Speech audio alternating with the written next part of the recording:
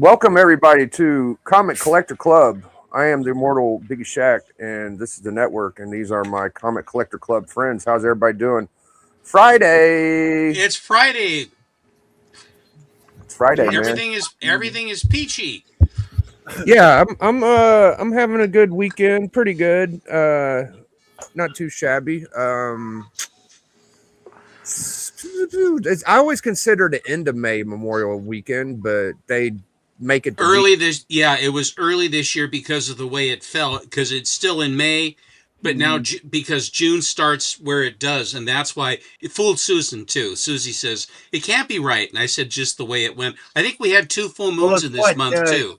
You guys work at what, the fourth Monday of the month, because we do the third Monday of the We usually do the last Monday or weekend. I think so. I think the last Sunday, and then the Monday's off as well. They build it in. Yeah, and of because course we always do the Monday before the Queen's birthday, the 24th. That's why even we still call it the May 2-4 weekend, even if it's not. I don't even know what Camilla's birthday is. It's not Camilla. It's Queen Victoria. I know it's not. It's never Camilla. It even isn't Camilla even now. You look at her. The tradition in Britain is that the sovereign's birthday is a holiday. So in Canada, because we had Victoria from the beginning, and she was there for a long time, May 24th was the holiday forever. And then after they moved the holiday to, I think it was August for Edward VII, and then it was moved again for George V. When they said, because George VI's birthday fell in the winter, they said, screw this, we're going to go to Victoria Day. And that's that. We'll always have a summer holiday. And then instead of the 24th of May, like you guys in the 70s, we changed our holidays, so we had holiday Mondays as well. All right. I'll tell you something funny about so my birthday is the last day of May, and my grandfather had a birthday a day before mine, right? And there's always been like this thing with his age, because he supposedly enrolled to the Navy younger than he should have. So I think he like played with his date of birth a lot. When he passed, we found out his birthday was the same day as mine. How about that? Yeah. So we'd always celebrate together, but I didn't know it was the exact same. You didn't know it was really together. Yeah, I didn't know for sure. So it's kind of cool. I always think of that. I love the end of May because it's right at the beginning of summer, school ends and all that good stuff. Even if I'm not like celebrating, like there'll be Labor Day weekend parties everywhere. Everybody be eating burgers and drinking beers. It's like a party everywhere you go. So it's just cool. It's your birthday. That's why. Yeah, that's why I'd look at it. Yeah.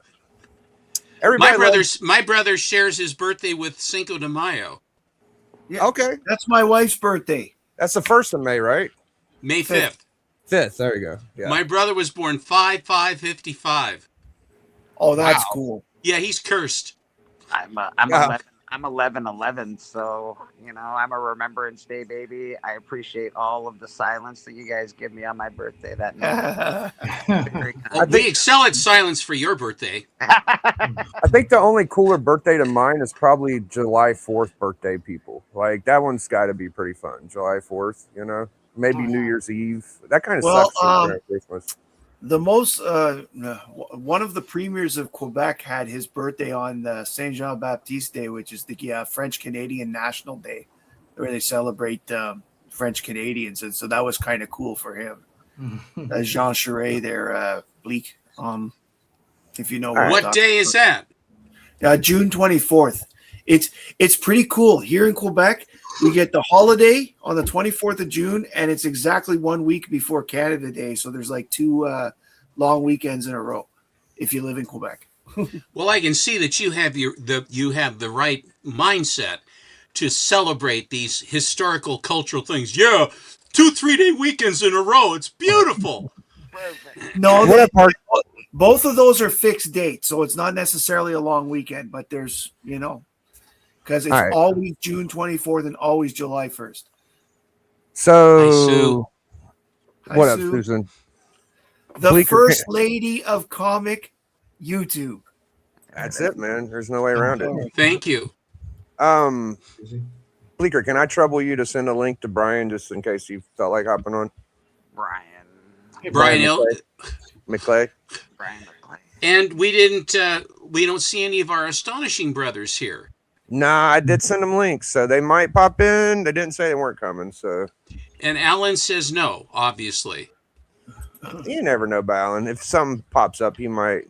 Yeah, he's not feeling good. All right, so first things first. Everybody loves Steppo shirt. Show the masses your shirt, please. Oh, wow. Look at that. That is pretty good. Yeah, the black on white. I like it. The St. Peter cross on there. All right, nice. All right. And he always had the irreverence to the cross. You know, he did that. He didn't mean it, but that the imagery and all that. And he's an expert on metal. I mean, any kind of metal you name, he knows it. That's black metal, white metal, death metal, metal. I mean, and metal. And Norwegian, these guys. It is hardcore. What about hair metal? And I go, what are they even saying? He says, Dad, it's not what they're saying. It's what it sounds like. I said, okay, I'm so old school. Yes, the Swedish and Norwegian and Finnish metal are all very interesting. It's scary stuff. It's like they're attacking or something. My next door neighbor likes that stuff too. I hear it quite a bit. All right. It's respect to the metalheads for sure. So my buddy Archivist sent me some books. I'm gonna show y'all. One of them really was very nice. I appreciate it a lot. JR X-Men 1. So he sent me my X-Men 1. I don't have to save up anymore. All right. Yay!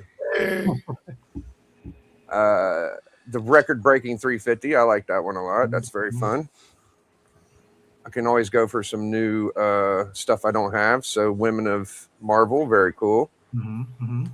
The Punisher, I would guess that's a cool artist. I don't know if that's Zek or someone else, but pretty good. I'm gonna look at that later. This one made Alan a little jealous. He said he's gonna buy it now. So Black Canary 1. That's all it takes is something you don't have. Dude, this one, bro. Yeah, I know it's a reprint or whatever. It's from like 57, 58, but just to know I got like LB Cole-ish, freaking black lightish art. I'm over the moon. So I think it's still within the golden age, so it's probably earlier than that. I think like 55 maybe or something like that. 55. Okay. Well, it doesn't look like it has the code on it, so yeah. Hey man, it's a early reprint. It was one of his early reprints on his own. With his own Star Comics. Yeah, Star Comics. Thank you. I love it. Yeah, it is. It's got a lot of the tropes that I enjoy from LB Cole. You got the headset, you got the Indian, you got the feathers, you got the animals, the horse, the purple. They do just so much in this cover. Really, really good stuff. Thank you so much. Hey, you're welcome, man. Yeah, he was a Dayglow before the hippies were Dayglow, you know. So he knew. You said that, yeah. He knew how to make a cover. He's a trendsetter. I didn't know that until you said that. But yeah. We got another guest popping in, sneaking in the back. I'm not gonna say who. He'll let y'all know if he wants. House of Mystery, freaking gorgeous, cool. That is beautiful. It is, ain't it? That was amazing. Looks like they took their time on that, made it extra nice. So yeah. And of course, the children are on the cover. Right, of course, yeah. I'm a big Vigilante fan. I got almost the whole. I think I got every issue from Volume 1. Yeah. It's so hilarious watching the Vigilante on the Peacemaker because he's nothing like that in the comics. Nothing at all like that. Yeah, he's pretty hardcore depressed in the comics, I would say. That scene in Peacemaker where they go into his basement, he's got like $80 million in the basement. He's like, well, it's bad money, it's criminal money. I can't touch it. Yeah, Volume 1 is pretty dark at the end. It gets pretty gloomy. And just a couple more, and I'll let you guys go. But Deadpool 1, love it. And some Miss Marvel goodie stuff. And that's about it. There was some more, but yeah, thank you so much, man. It was really nice of you. Yeah, no problem. All right, let's see. I haven't seen your books in a while, Archivist. I want to see what you got, man. Yeah. Okay, so I got a couple of special ones I want to show. So Wait, am I like right side up today? Hold on, I'm sorry. Let me drag you over. Bang. Am I right side up today? You are. You Okay. are. Well, as much as you ever are. That's right. So this is well, it's got the 6P on there. Paul from Mr. McGrewy Comics sent this my way. So super Very excited cool about book. that. Yeah. But the two big books I wanted to show today was this Famous Funnies 211, the Mexican edition. Whoa. This is the Frank Frazetta. Frazetta. Yeah, the Frazetta cover. One of the. Oh. And so this is really interesting. Is that these are the Mexican versions are incredibly rare. The Famous Funnies 211 from 54. There was 150 copies, or I'm sorry, 172 on the CGC census, but there's only technically 4 of these in these Mexican ones from 1956, I believe. 2 years later, on the census. One of them is stolen because I talked to the owner of one of the copies that got stolen. A guy named Sky Ott. So there's 3 as far as that are known to exist or are around.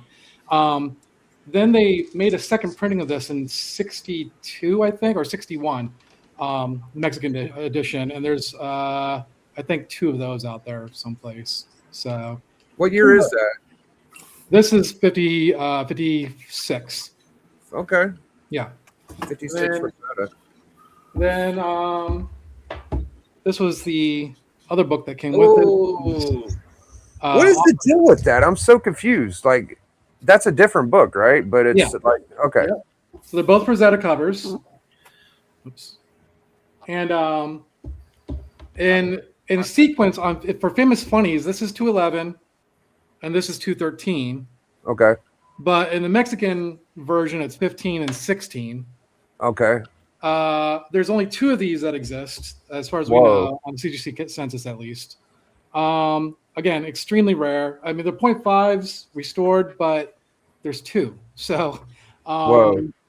and the really weird thing about these books is that they did a reprint of this as well in 61. So I think there's like 3 of those out there on the census, maybe, I think. And of the Famous Funnies 213, there's 105 of the American edition. So, do I ever talk to Matt Roybal? No. Okay. Unless he means Impress Comics Matt. If that's who that is. Lovely light fixture with that fancy glass. My goodness. Yeah. Well, yeah. Thank you. It's Moroccan. Yeah.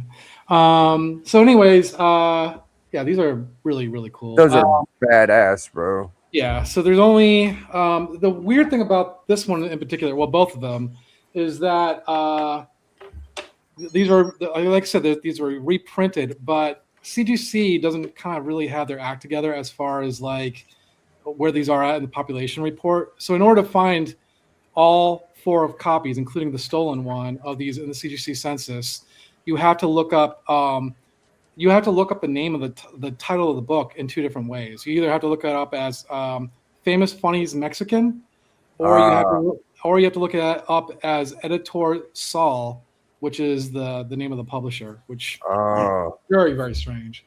So yeah. Well, when you do that, is there more on the census for those? Just the 4 and the 2. Okay. So that's it. But the 4 are broken up into like 3 different spots on the census. So you have to, like I say, you kind of have to know where to look. Wow. And Paul sent me some more British books. I just wanted to show real fast. They're really, really cool. Paul from Mr. McGrewy. Oh, Mr. McGrewy, got you. Mm-hmm. So these are like all oversized, and they're like they're black and white, and so you really can get an idea of like the artwork, you know. Really neat. Nothing super special. I just really love the colors, and you know. I mean, they're like all new, different covers too. Yeah. Like kind of like Bronze Age goodness, you know, from like 72, 77, things like that, you know. Are these any of these original covers, or are they? I think so. Yeah. When I asked him about that, I think that's the case. I love this one. There you go.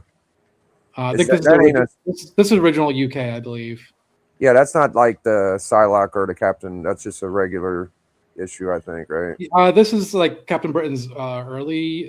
Didn't he change? I don't know Captain Britain that well. I know that he was in Excalibur and then he changed costumes, but I know there's 2 issues from that series that people go after a lot. Okay. And Nice. one more. That's great. And then one last thing I want to show that, that he sent me. Oh, did I bring it? Oh, no, I said, wait, well, here it is.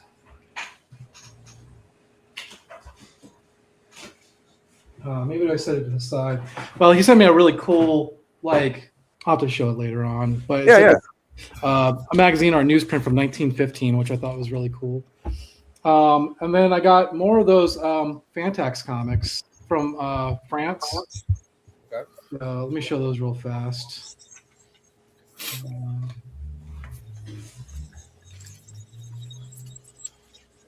Oh yeah.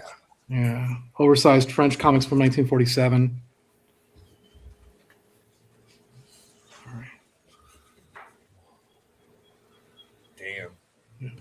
These are in better condition than the ones I had previously. Another Ku Klux Klan cover, where he's like fighting the Ku Klux Klan. Yeah, those are pretty, man. Yeah, I love this one. This one's like on the cover of a lot of books now. Wow.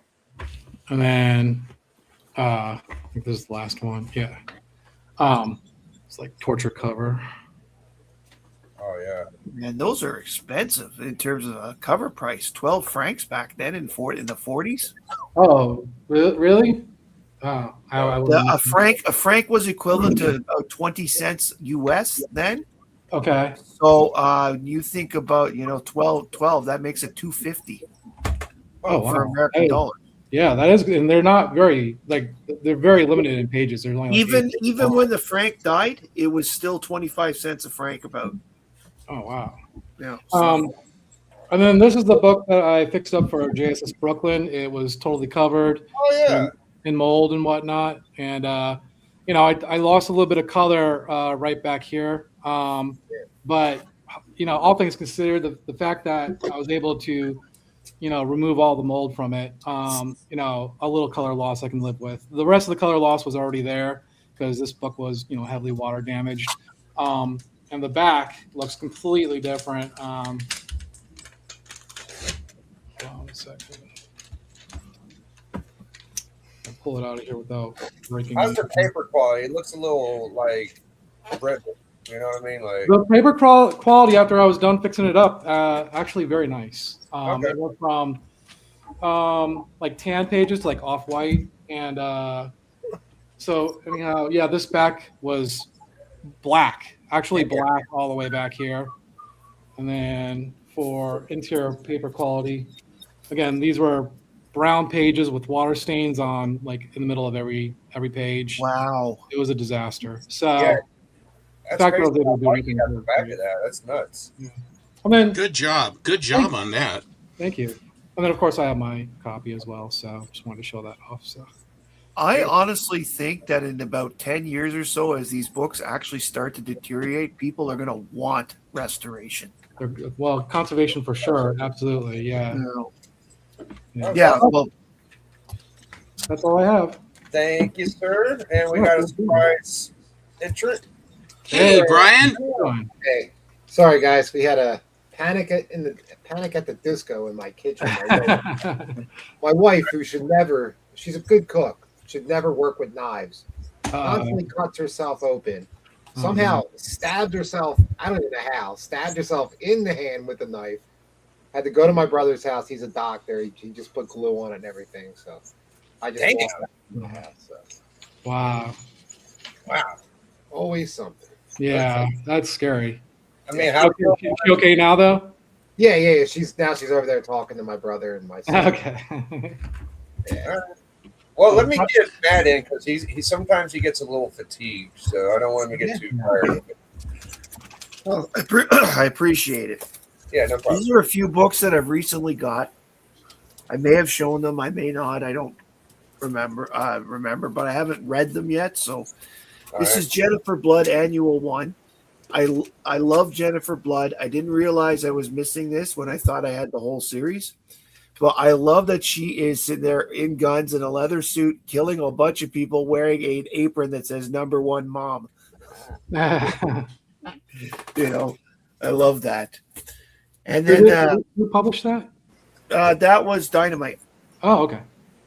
I have I a picked this Perillo up of that. this week. It's The Death of Iris Allen, Flash 275. Isn't that his This was on my girlfriend? 2025 want list, top 10. Oh, good for you, man.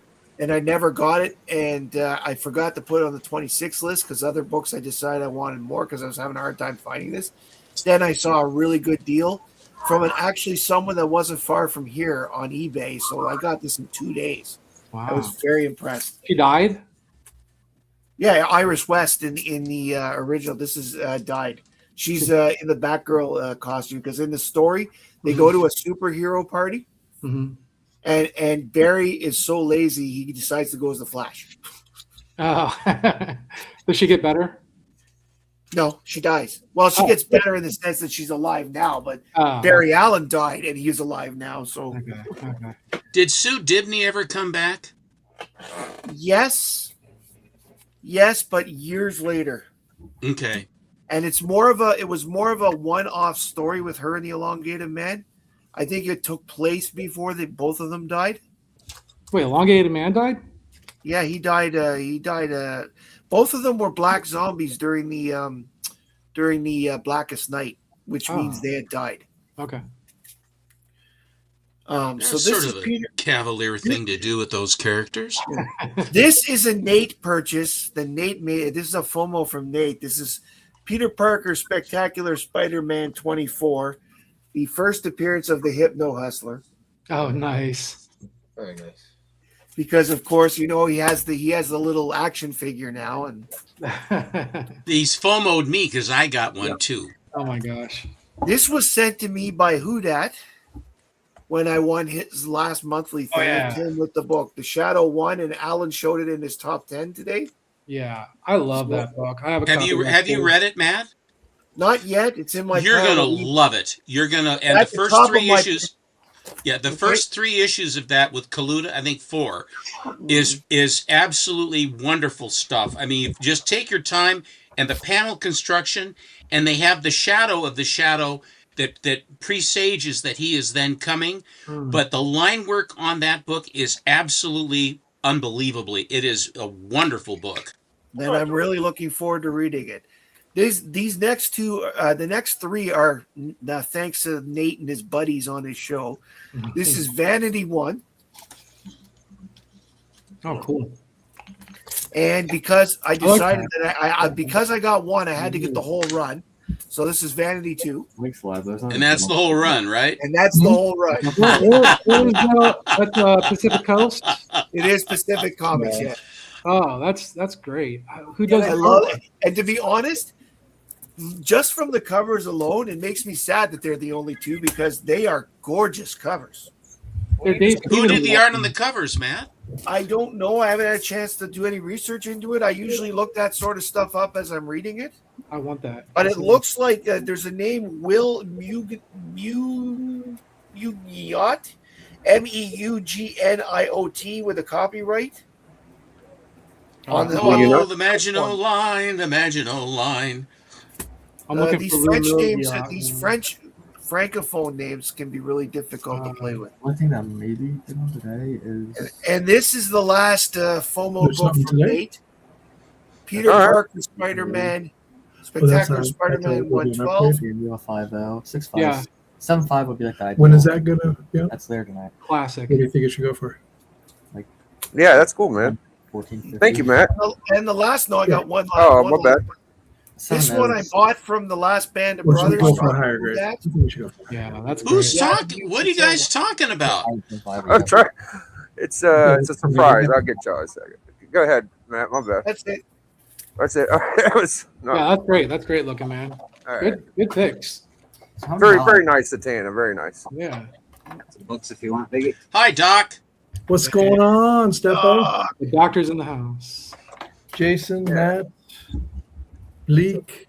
Bleaker's hopping Hi. here. Oh, well, you have me on the. Oh, okay. Never I mind. bet. So, I've been picking up a few books here and there in the last little while. Here is X Factor. Hey, Yeah, that's awesome. This is a newsstand version. of the X That's his Factor. first I've sold a couple of these. I really need to do what Steven does. I just need to buy a 9.8. Yep. Bugger off already because I keep buying this book. And, It took me a long time to figure that out. Just formalize the grade yeah. and don't keep buying copies that you think are going to be better, and then you pay more, and then there's one that was cheaper that's nicer, has a better color strike. You're going, I've lost my mind. But we already knew. I bought this guy off of Whodat. I've got a really, really good Spotlight collection going on. That's cool. Nice.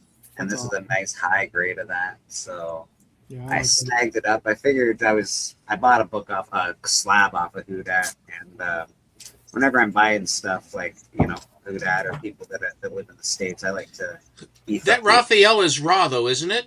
Is Did the you get Red Wolf? It is raw. It's not here yet. I wish it was here, but it's What's not. the the background on Red Wolf? Is he like Is he one of the first Native American Marvel characters? Who, Red Wolf? Yeah. It's the dude that got killed in X-Men #1. I can't remember his name. a different guy. Okay. Oh, that's Warpath, I think. Isn't Yeah. it? Yeah, yeah. Wasn't, Red Wolf is. He was in Avengers first, right? Avengers. Yeah. How early was Or Wyatt? Marvel Spotlight 1. Not 1. No, it's That's #1. Yeah, that's his first appearance. Oh, Yeah, that's what. I have that. This is a great. I love Lobo a lot, and this is just a great cover. Who threw that in? Before you go on, Bleak, that book, that Jungle Action 22 is beautiful. That's a. Do you have all three? There's like a 3. There's four, apparently there's 4 in the run. 4 in a run, but 3 of them have like 19, 21, and 22 have Ku Klux Klan covers. I have the one where he's on the cross, jumping off the cross, and I have that one. So I'm trying to get the other 2. As I go on. Yeah, it's a I'll good try and run. find them. That's It a is. good Yeah. read. Jungle Action's a pretty good read. Black Panther, the Black Panther series is weird. I don't know if anybody's ever read that one. Wow. You mean you don't like the Golden Frog? It's strange. I think he licked the golden frog in Brazil, maybe. I must have licked the Golden Damn. Frog, and then it was like Homer Simpson in that one when he licked the spirit chili or whatever. Yeah, we it didn't was. realize you were such a substance abuser, I Steppo. FOMO'd Steppo into getting this one. What's that about? That's Cherry Pop-Tart. Oh, it's Cherry Pop-Tart. Okay. I never knew how bad cherry pop or Pop Tarts in general were for you. Those things are worse than like freaking It is. Doc. How bad are Pop Tarts for people? It's Donuts on cocaine or something? It is smut, bro. It is nothing but smut. Well, it's very R crummy. We got Battle Beast #1. There's nothing crummy about it. Oh, I love it. I think got they're me like my R. set. Crumb. I disagree. R. Crumb is not trying to be sexy. He's just No. yeah. He's trying to be. Yeah, whereas Pop Tart's trying to be like a Larry Welts. porn. Battle Beast #2. People love the Battle Beast, man. Yeah. I do, man. I'm a big fan of Battle Beast. I think he's a cool character.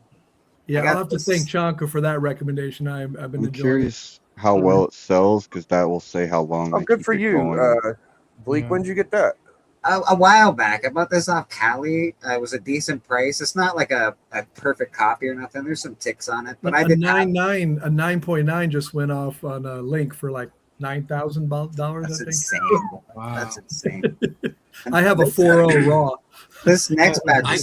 I got a bunch of Transformers. I think I have 4 or 5 of the #1s, and it's that same thing. I keep buying ones that are nicer because I bought from the Cookie Man. I bought almost a complete set at one shot. Are one you of talking those. about the Step? Are you talking about the Transformers you keep in your boudoir, the actual toys, or are you talking about the comics? I'm talking about I don't have those, and that's way too much information, Doc. No, just the I funny bought these books. guys off my neighbor. Ooh, Iron Spidey. Yeah, just to, like he had some books and he was looking to sell a couple books. And I'd never seen this one before, so I Oh, really? Yeah, that's great. That's one of the first Alex Ross books I ever saw. That was Please, Yeah, I I got just- all your I've never Deadpool books, seen and I didn't show them, and I put them all in my Isn't that Deadpool like a book. acetate? Yes, it is. Yeah.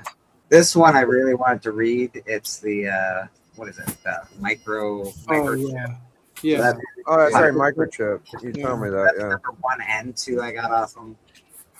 Did he die? It's cool. Lovely man. Yes. Is that like an ancient? Is that like a really old Herbie or something? Yes. Yeah. And you got to get you always got to get these guys. Yeah.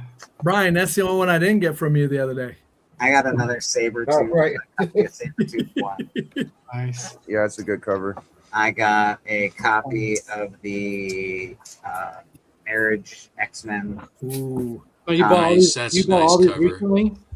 Yeah, I bought this last little batch just the other day. Okay. The neighbor was selling books, and I was like, I'll come over and check what you got. Yeah, that's cool. I got this. I got to put it in a bag and board still. Fantastic Four, number 178.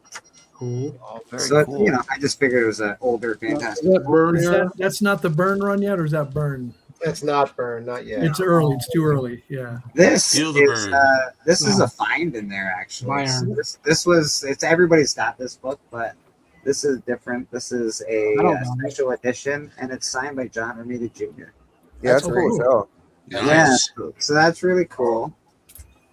This was also very cool because this is Deadpool's first solo series. Oh, you didn't give me all your Deadpool, you asshole. I just Well, got you got this that one, and actually didn't. So I got a couple copies, Doc. I'll Boy, send you this- one. No, Biggie, the Biggie, I customers, Bleaker, the three customers are copies of that. surly. I know. And I've never actually owned this book, but this is a really nice copy of this book, so I picked that guy up too. Oh yeah. Yeah. That's her Good. first appearance of that. That's Vidum's like girlfriend or something. Venom's dad is in this. It's Eric Larson. Burn penciled Yeah. issues 207 to 209 of Fantastic Yeah, Four, the and then his Mechanician. full-time run was 232.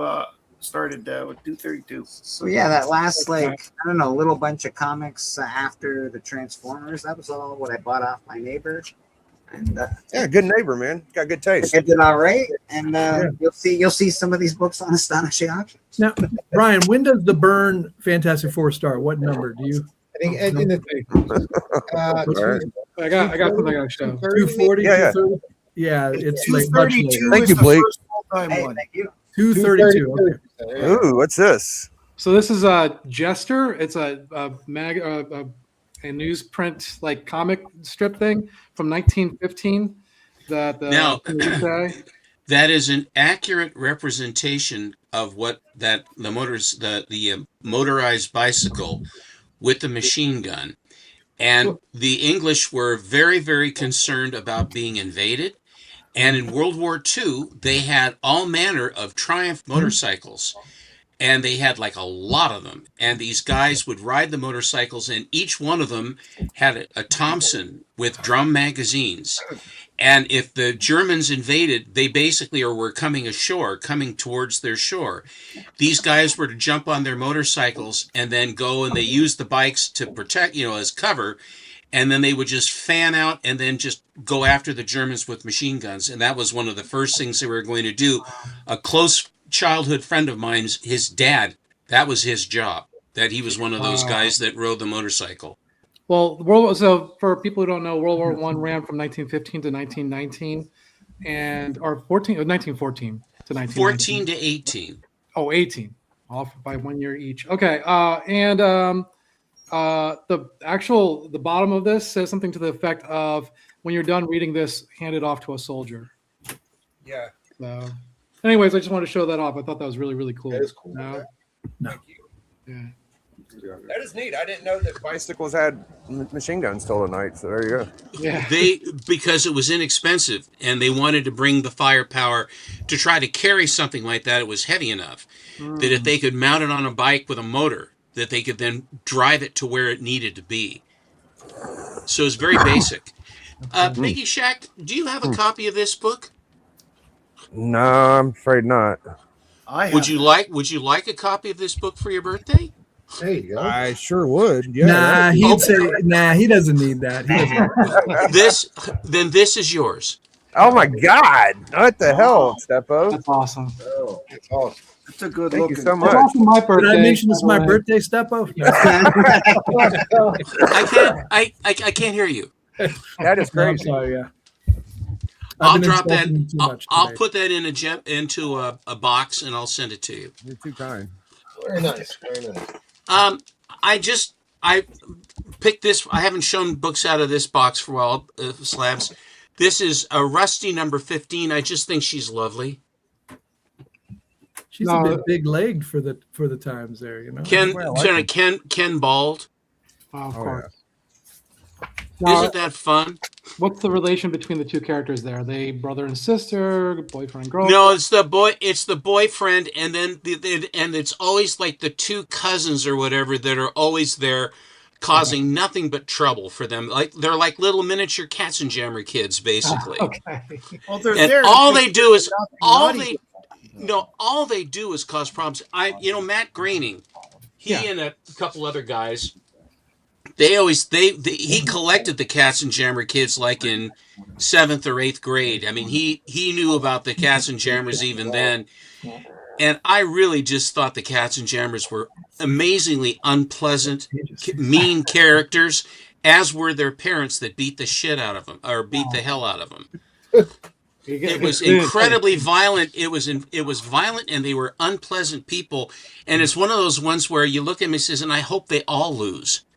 That's kind of why I didn't like Andy Capp. Remember Andy Capp? Yeah, he's an ass. Yeah. He's a slob. Is that where the cat's pajamas saying comes from in that cartoon? Yeah. That's the cat's pajamas? Oh, no. Sorry. No? Okay. Cat's pajamas is a little bit earlier. Okay. Oh, you kid. I don't know. Yeah. This is number 1. It was a single issue. It was a one-shot. Oh, wow, that's great. And this is from the Southern States collection that Dave Alexander found, where it was a serviceman who was obviously in the service, Army, and he collected number 1s and number 1 magazines and number 1 comic books. Wow. In every PX and everything that he was, and he had footlockers that he brought with him, and I think he was in the service for like 25 or 30 years. Mm-hmm. And so he discovered all of these, and then he called it the Southern States Collection. I have quite a few books out of that collection from when he first got them. But this is an 8. Who's the publisher of that? This is a white pager too. This is PL Publishing Company. Oh yeah, okay, interesting. Yeah. I've seen a couple of their books, but yeah, that's neat. Your birthday too, Patel? It's Patel's birthday too. Oh wow, no way. Amazing. All these May birthdays. I am not an eleemosynary institution, but there are times where I actually saw that book, Biggie, and I thought of you because I gave you the Dr. Fate, and I wanted to give you the companion to that. And now that it's your birthday, it works out perfectly. So that pleases me no end. All right, I got to look up eleemosynary now because you just that's a word, yeah. That's like that's an upper level SAT word, I think, because I know a lot of words. I don't know that one. That's pretty good. Philanthropic. Oh, okay. But eleemosynary is more confusing, so I always use the more confusing word. Doc just throw some medical terms into the things in there. Yeah, you could get us back.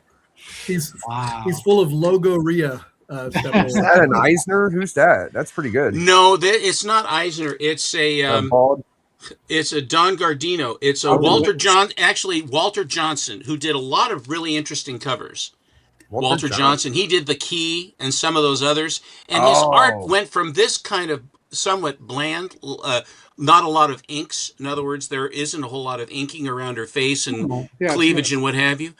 But some of the ones that he did were really quite something. But this is a Star and Bar comic, as you can see, ACMP, which was the very first code. Yeah.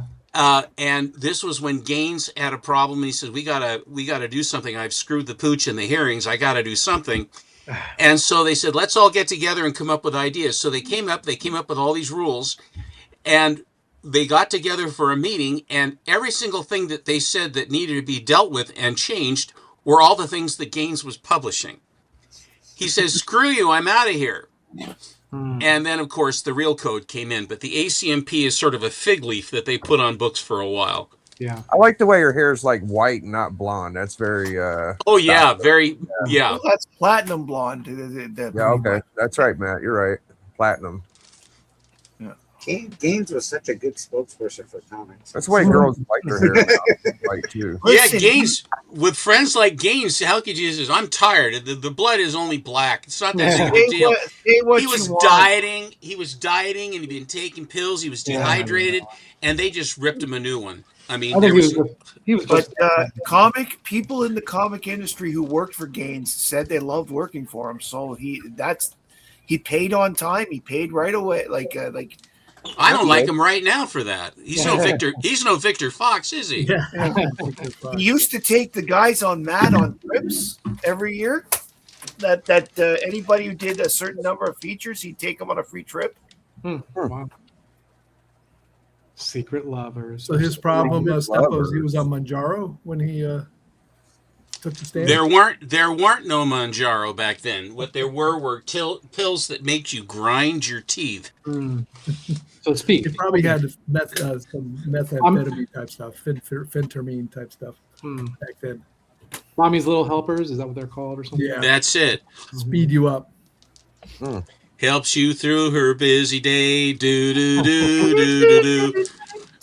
Yeah, back then, if you were doc, if someone was tired, you gave them sort of a methamphetamine. If they were anxious, you gave them Valium. It was really easy. Just yeah, it's he's driving. He's driving his '48 Buick, and he had to get some amphetamines to drive that thing around, and then uppers and downers and all that fun stuff. Yeah. T. Martini's down at the club. Here is a beautiful J. Scott Pike cover, who did the Dolphin cover. Oh yeah. Here is Secret Story. Nice. And it's signed J. Scott Pike. So did he do a lot of romance covers? He did some. Yeah. And he didn't do much else, right? Dolphin, romance covers. What else? I mean, he really. I don't know. Besides that, but yeah. Weren't the Germans using methamphetamines when they invaded France? Yes, they did. Probably. What about the French? 100%. And I think that some of our guys did too. Oh yeah. Sigmund Freud was using cocaine, you know.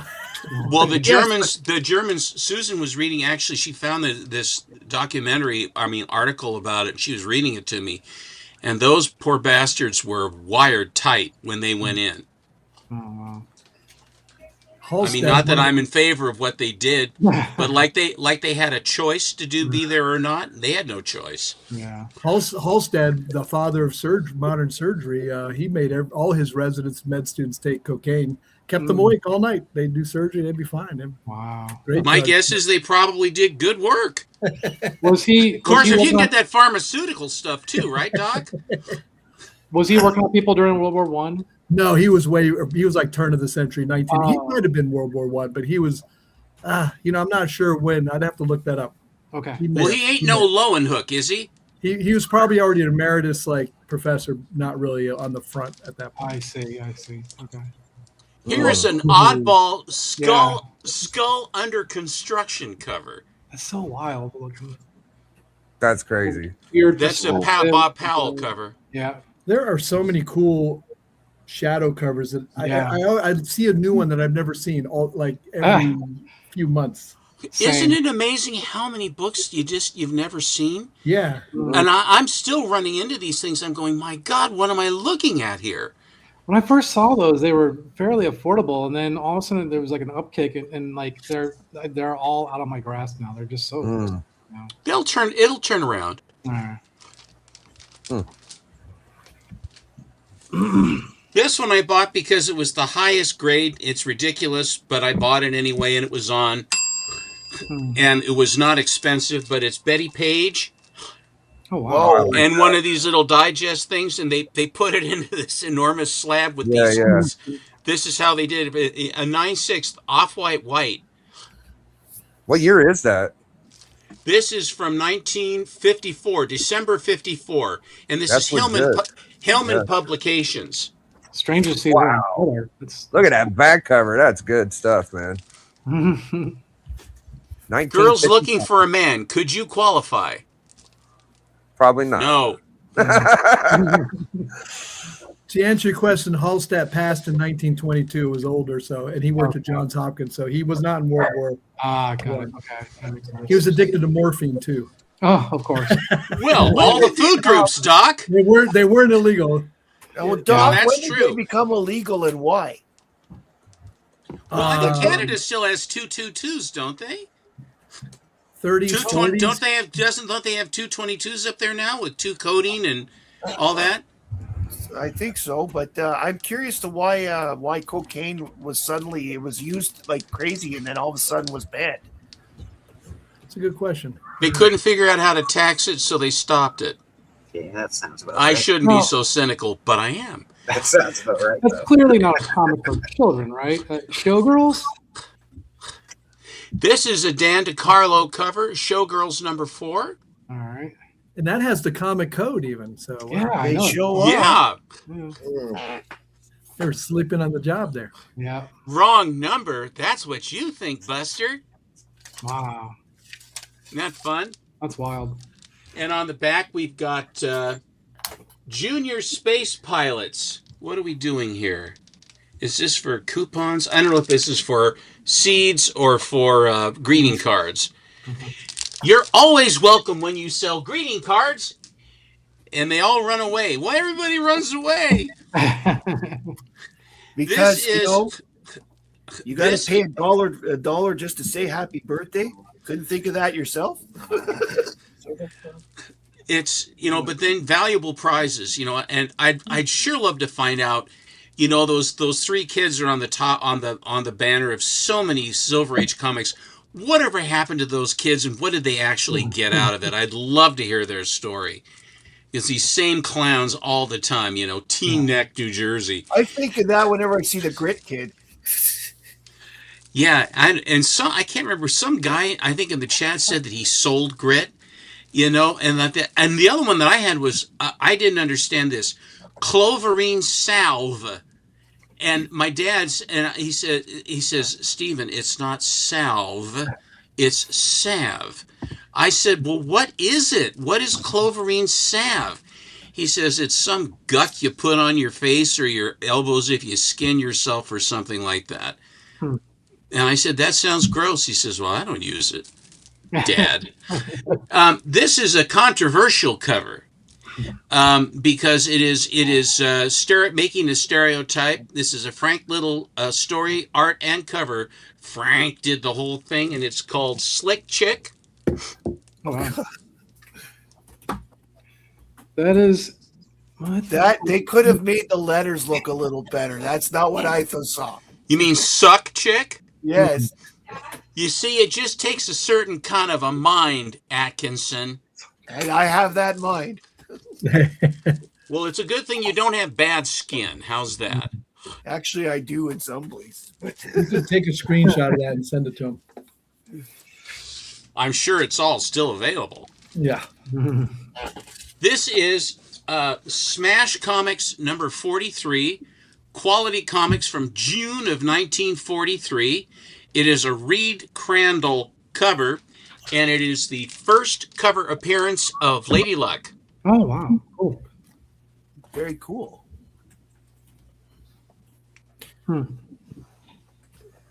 Oh, there's the second leg. I'm over here blabbering. You got an action figure that, don't you, Steppo? I do, actually. You do, yeah.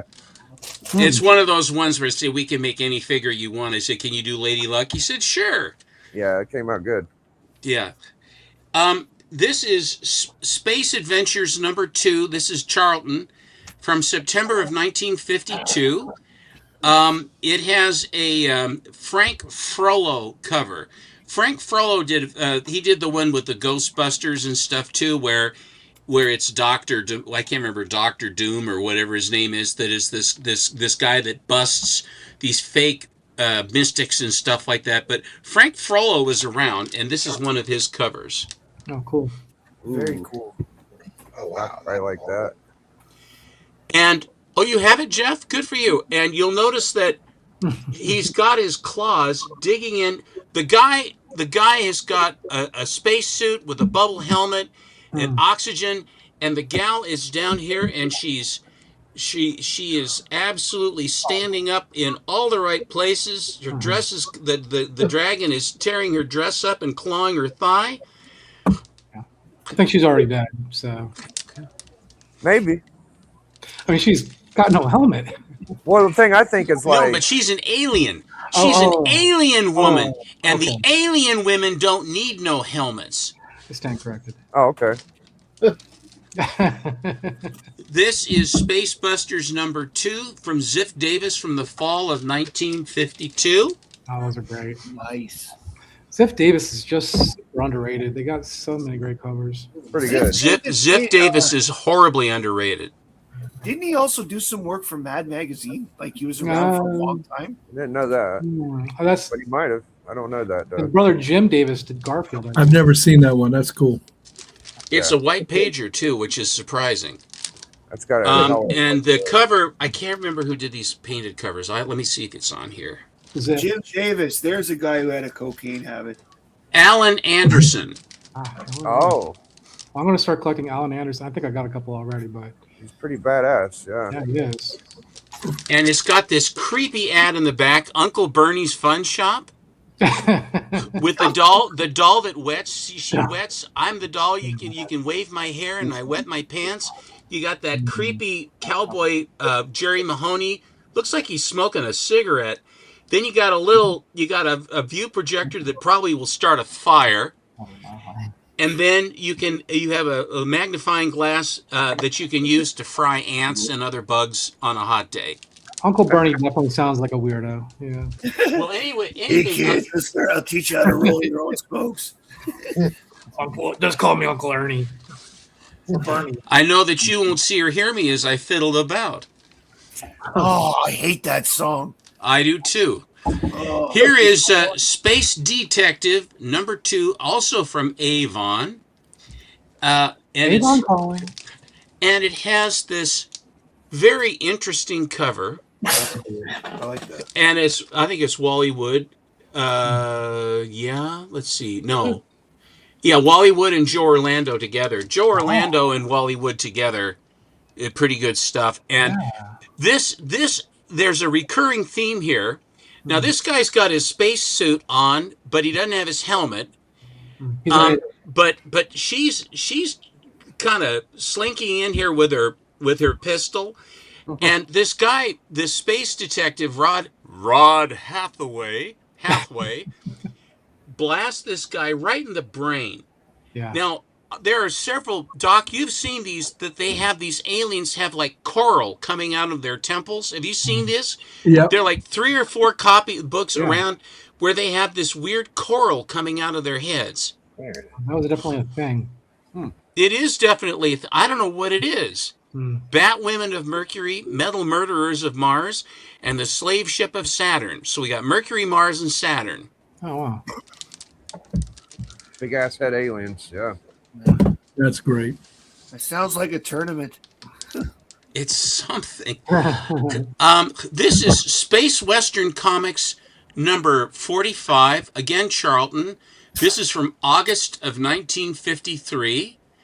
It has a Walter... Excuse me. Is it... Let's see, make sure.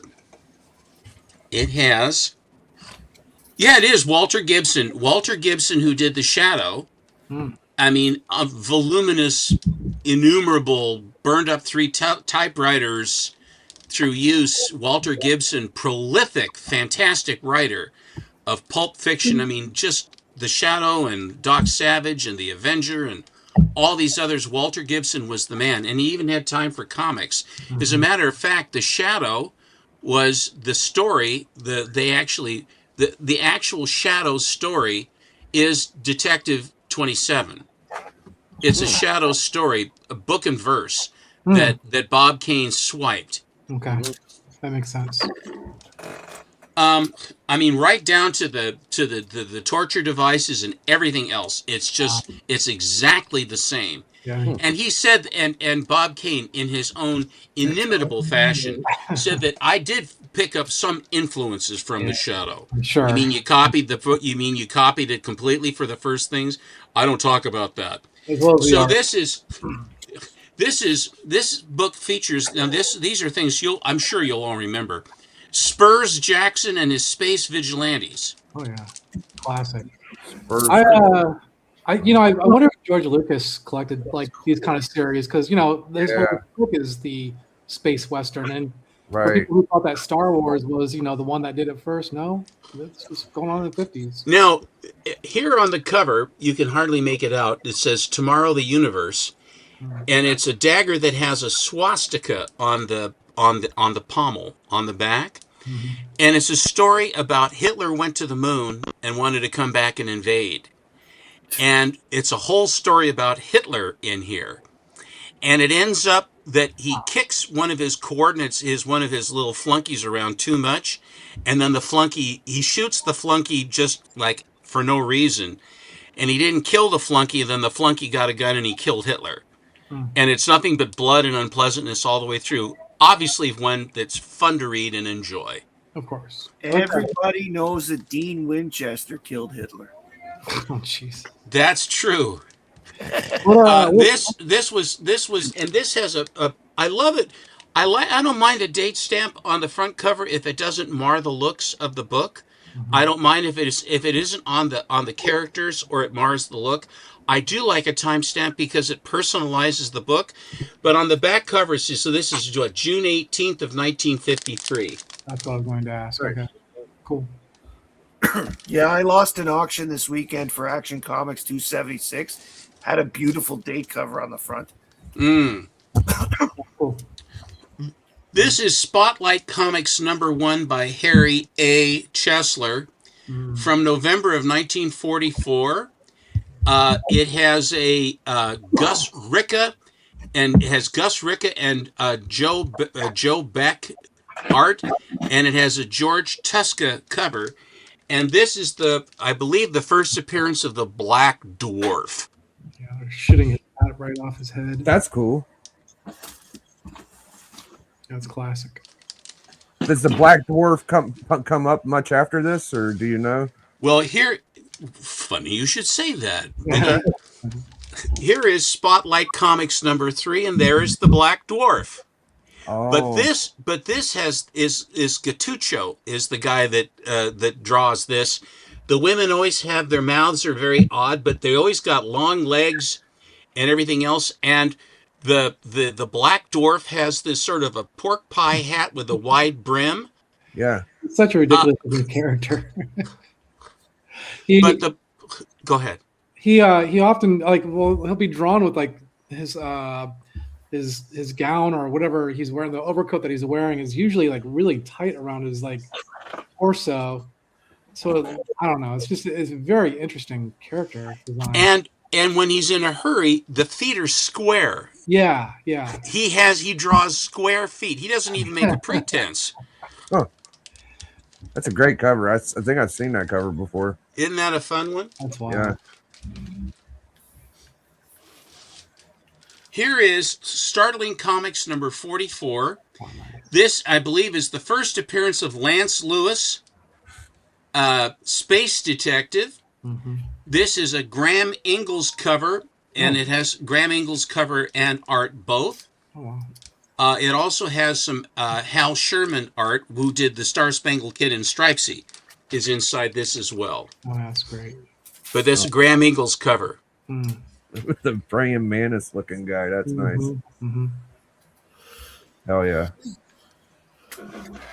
I wonder why, what makes a book a classic? Like, that could have been our Bender, like Bender's Bender, but that, who knew, like that could have been the one to get over.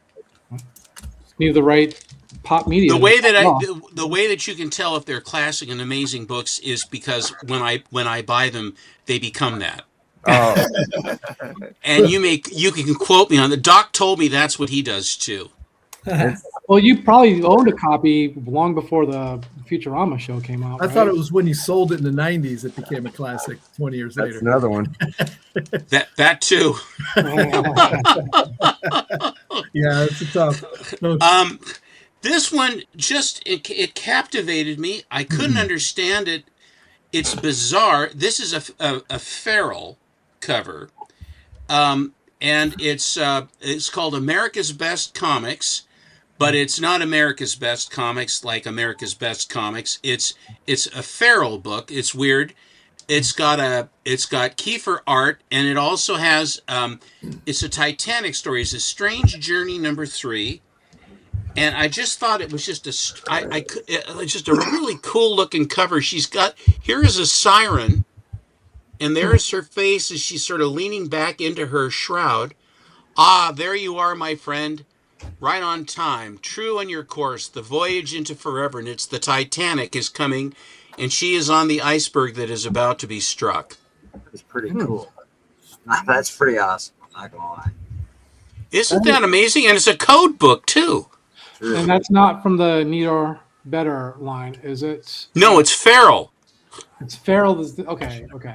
That's really nice. That's really Old man editor was named Franco Farrell, or I can't remember his name. Frank. I don't know what his name was. Huh. Did you ever read that one, Stephen? Is the story? I did.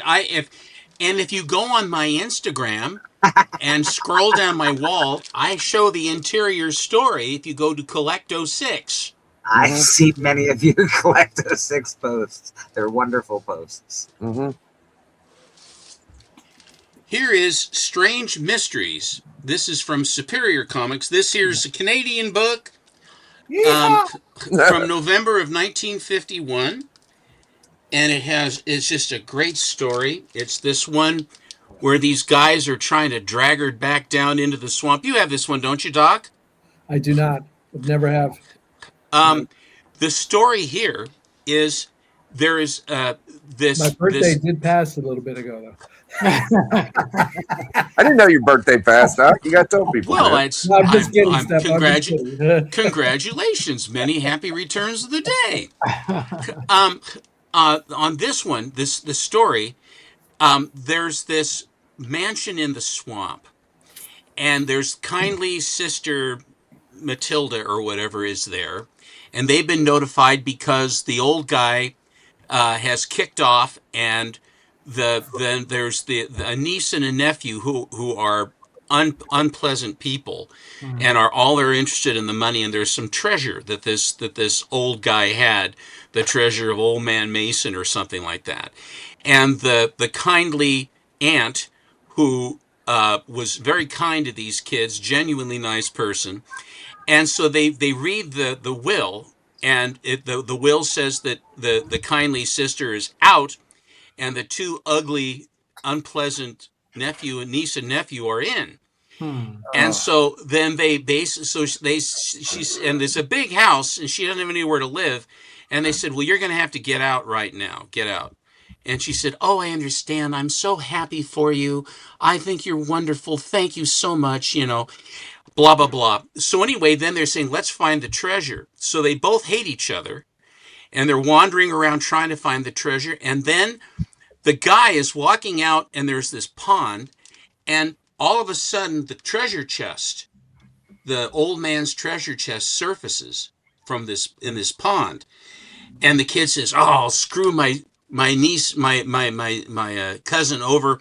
I'll get the treasure and I won't tell her I got it all. So he wades out into the water, and then the thing keeps going further back, and then it sinks. Whereupon these ghouls come up and grab him and drag him down. And all that's left is his cap. He had a ball cap on, and it's all there is left. And so then the cousin is looking for him, but not really giving a shit. She says, well, I guess now the house is all mine. Gee whiz, now I can find the treasure for myself. Wonderful people. And so then she's looking around, and the same thing happens. The trunk comes up again, and then she goes out, and the same thing happens. These ghoul things come out and grab her. They drag him down, and then we follow her down into this subterranean cavern. And the brother is the guy is still there. He's crying. He's no, I don't want to die. I don't want to die. And then there's the old man himself, Old Man Mason, and he's this melted kind of guy like these green guys.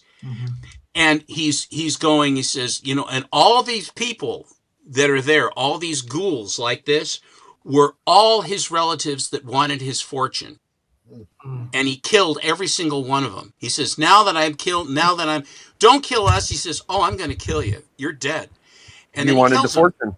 and then he kills him. And so then the little old lady, sister, kindly sister, she's very concerned, and they're searching the swamp. They can't find anything. And then the treasure chest surfaces again as they're standing there. It floats right to the shore and comes right to her. So she gets the house and the treasure and everything else. And she says, "Oh, I'm so sorry I couldn't share it with those people." That's the story. Wow. Well, thanks for saving me from buying the book. I don't have to do that. So Well, the book's still collectible. And this is a Superior comic from Canada. And Canadian ads are always so funky. They always have the funky ads. $1.25, the most amazing tool set ever offered. It's either that or pocketbooks or learning how to dance. That's what you get with Canadian. Or those fun balloons what are those called? That is classic. I love the fun balloons. The fun balloon ad is so good. What are we going to do with this warehouse of observation balloons we bought wholesale? Hey, let's call them fun balloons. And we got those cheap-ass little goggles that come with them to go out to look at them, that we gave them. We'll give one of those to them for free, too. Why do I want to buy? I wish I could buy the fun. Okay, so this is Super Magician Comics, Volume 4, Number 5, Street and Smith Publishing from September of 1945. And this is a Charles Call cover. And it is the Ku Klux Klan version of Super Magician. Yeah, such a cool cover. That is good, dude. And that's Rhoda. That's the name of his assistant, Blackstone. Mm-hmm. And no matter, she's always in her costume. She's never in her cities. She's always in her costume when she's getting into trouble. Damn. Which is almost every cover. Now Blackstone, he's in a number of early Golden Age books outside of just Super Magician, isn't he? Yeah, he had a title, Blackstone. Yeah. But okay. Super Magician sort of took over. Here's another. Super Magicians aren't expensive and they're fun. Yeah. Here is Super Magician Volume 3, Number 5 from September of 44. And we've got some Aboriginal trouble here. That's great. Man, I love those books. I love a big gorilla arm, man. That's some big Red animals. Dragon and Buffalo Bill, but not that Buffalo Bill. Wow. Yeah, those are great. And this one wasn't expensive and it was cute, and I just thought it was just a cute cover. This is Super Mouse number 8. This is Standard Comics, and it's cover dated May 26th of 1958. So who came first, Super Mouse or Mighty Mouse? Mighty Mouse. Oh, okay. Does Super Mouse have? I mean, what was the same powers? Or I can't tell you. Well, it looks like Super Mouse is the size of regular people. It's secret. Yeah. And giant mouse. The makers of Mighty Mouse were suing the makers of Super Mouse for a decade, and they were they really? No, I'm just. Oh, okay. I mean, it sounds like it, doesn't it? Yeah. Could have been. You can hear Martin. You can hear Martin Goodman, who has the rights, the timely rights to Mighty Mouse. He says, "Get a hold of a retainer on that tiny and have him sue that Super Mouse guy." DC was the one who sued all the time, though. They were the kings of the lawsuit back then. Definitely. Though Pep did too, because they threatened Matt Goodman with the Captain America shield. Oh, wow. Here is that's right. Here is what looks like Homer Simpson over there in the corner. Oh yeah, that's right. This is Super Duper Comics. That's that Canadian white as well. This is Harvey. Oh, it's Harvey. Wow. Okay. Thrills it's just Adventures. So ugly. It's just so ugly. You think it's Canadian? Yes. Good duck. Wow. I'm sorry, Stefan. Holy crow. Stefan's gonna hurt me now. No, that's all right. No lie, though. I'm just kidding. Wow, if you ever find a I'll tell you who. Monochrome ones, but that's beautiful. I'm just messing with you. Yeah. Steph, I'm just messing with you. I promise. If you can ever find a what's that one that I'm Triumph one. If you ever find Triumph number 7, it's the rarest. It's a Hitler cover. I've been trying to get one. It's sold for $30. It's a beautiful cover. I bought all 3 of these at the same time from the same vendor, and it's Space Action 1, 2, and 3. These are from Ace Publishing, And this was when Steve Borak was at CBCS, and that's when he left CGC and started up CBCS. I sent stuff to CBCS because Steve was running it, and the grades were good, and like that. But here's Space Action #1. Oh, wow. Great. That's awesome. I still prefer. I've their never label. seen I like that. That's beautiful. Wow. What grade is that? You can't tell. It's a 6.5 off-white, which I think it's better than that because I think they were kind of tough on the grading. Here is Space Action #2, and this one's a 7.5 with off-white, and this is the classic cover that has the reflection. Yeah. I used to have a low grade of that, and I traded it. Beautiful book. It's a damn good looking book. Bobby of Sequential Artifacts would love this because it's a point of view cover. He loves those point of view Yeah, covers. he just did a video on it today. Yep, today, yep. But this one is, I love the trade dress there on the side, Space Action. Yeah, that's great. That's got to be a Unusual high and- grade for that book, Steppo. Are there many higher grades than that? I imagine there's not. No. The census on this was not very high. This was from August of 1952. Oh yeah, there's not a lot. So it's a tough time.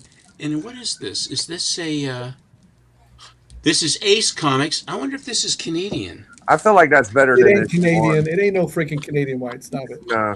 Black and white back cover? I doubt.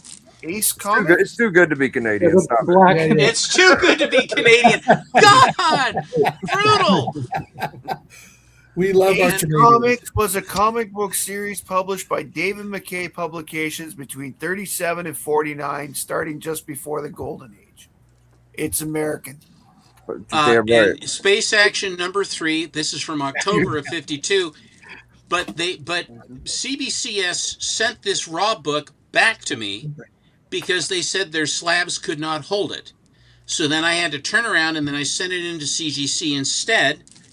And I got it back, and it's an 8.5 off-white, and I love the Earth Base to Scout XP-39. Stop kidding us. We know you're not being attacked.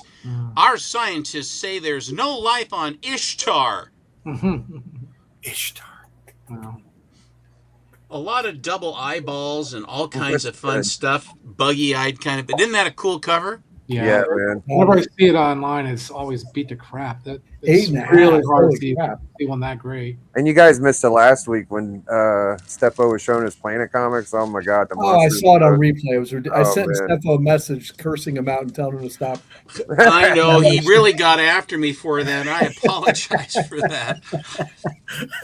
He said, don't ever say that your collection and my collection's good. And what kind of you trying to pull on me, Gentner? Yeah.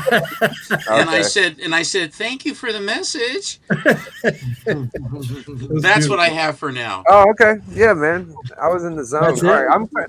I'm just kind of going in order of people coming in. So, what's up, Brad? How you been doing, man? Brad might be busy. All right. No, I'm here. Oh, yeah. I'm here. I'm here. How you been? You got a piece you're working on? You just watching? You got any books you want to show?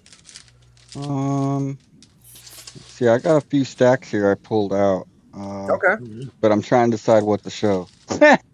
Well, let me After go that, to- that's hard to follow up. Yeah, no, I'll Um, go. I yeah, can go don't somewhere follow else and come back to you. I'll come back to you. Okay. All right. What up, Bri? Hey, what's up, guys? Wake up, Brian. Wake up. I'm awake. It's been a long day. We were busy. We're very, very busy today at work. So Yeah. It's a drinking Yeah. season. yeah, it definitely graduation season. All right, I'll show. Since when is it ever not drinking season? Well, and When this it's is something rabbit that- season. it gets a lot. It's busier. rabbit season. Yeah. I'm going to show 3 books, and then I'm going to show a bunch of Airboy stuff that I've. There we go. We're waiting on this. Yeah. Yeah, but I'm the worst. I'm the worst guy at spec. No, you're not. Cut it out. But I If will. Brian's buying it, go the other direction. Is that what you're saying? Yeah, is that what we're Yeah, saying? yeah. I don't know. So I will give you this. Deadpool 11. This is the first meeting of Peter Parker and Deadpool. The only reason I bring this up is because of what was it? What? Know what to wait for? Is that for real? Because I got a cable Cable Deadpool issue 24, which is the first Spider-Man Deadpool meeting. So that's different than Peter Parker Deadpool. Okay, I guess Yeah, I that's think it's technically the first. That's really the first time they meet. And if you remember when Wolverine 88 like blew up because of the Deadpool Wolverine first meeting. It's just something to keep, if you find these in high grade, they're not super cheap books. They're like in high grade. I think they're like $50. I would definitely pick this up because I got a feeling that you might see Spider-Man and Deadpool meeting up sooner than later. So it's a quick flip. Interesting. Here is a sneaky expensive book. What do you guys think this is worth in a 9.8? Daredevil 115. Not a big deal, right? well, a 9.8. $76. How about $700? Wow. Okay. And here's why. And I pick these up all the time. I just got this today. That's why it's on my desk. So it's the first ad for 181. Oh wow, that's wild. And it has a value. Oh wow, that's interesting, huh? So if you find this book, you know, even in like a 9.2, it's $150. You know, so it's something. It's just something to keep in mind. If you ever That was see the only title that had that ad. I think maybe like an Iron Man or I don't know. There might be one other one. Okay, that's cool. That's What cool. 181 ad? Is that what we're talking about? No, there's there's like 4 different books. There's is there? But that's still cool. Wow, that's neat. But it's something to just keep in mind. So did it come out like a couple months later or something, or what? Do you know what the this time span between that ad and when the book came out? It was previous. Let's see. The book came out in Yeah. November of 74, and this came out in November of 74. So it must yeah, but they're probably put on the interesting. It's definitely one of the Wolverine ad books. He's right. But That's great. That's cool. previous. Yeah. That's really cool. And then there's the random one between them. this is something I grabbed. So this is the Treasury edition. This is the reprint. This is not a reprint. Gorgeous Neil Adams book. But I just realized, I was just talking to MT. I'm like, I want to submit this. How am I going to press this? And it's not going to fit in the press. I pressed a map. Well, they don't do treasury. Do they? Can you submit treasuries? I'm hoping. No, I don't think you can. I've never seen a treasury slabbed ever once. You can submit it, but you can't get it slabbed. They'll put it in a oversized thingamajig. A little graded for you. Okay, yeah. I pressed a map once, and it sucked. Really? Yeah, it was a World Fair map from 1939 or 38, and I pressed it in like sections essentially. So I pressed. Yeah, I don't know how that would work with something like that, but because I was only working with one surface, it wasn't that big deal. I mean, Matt's idea was to just use your tack iron, put it in a cold. Yeah, that's not a bad idea. Good night, everybody. I'm starting to fade. Matt, Good night, Matt. Matt, you need some of that cocaine or meth that we're talking about. I don't think my body can handle it, but No, I can't. You can't do that. None of us can know that crap. take care, guys. Thank you, Matt. See you, Matt. Oh, and to circle back on the whole meth thing, so there was a book written back in like 2017 called Blitzed, and that was the book about the Nazi soldiers using methamphetamine. Interesting.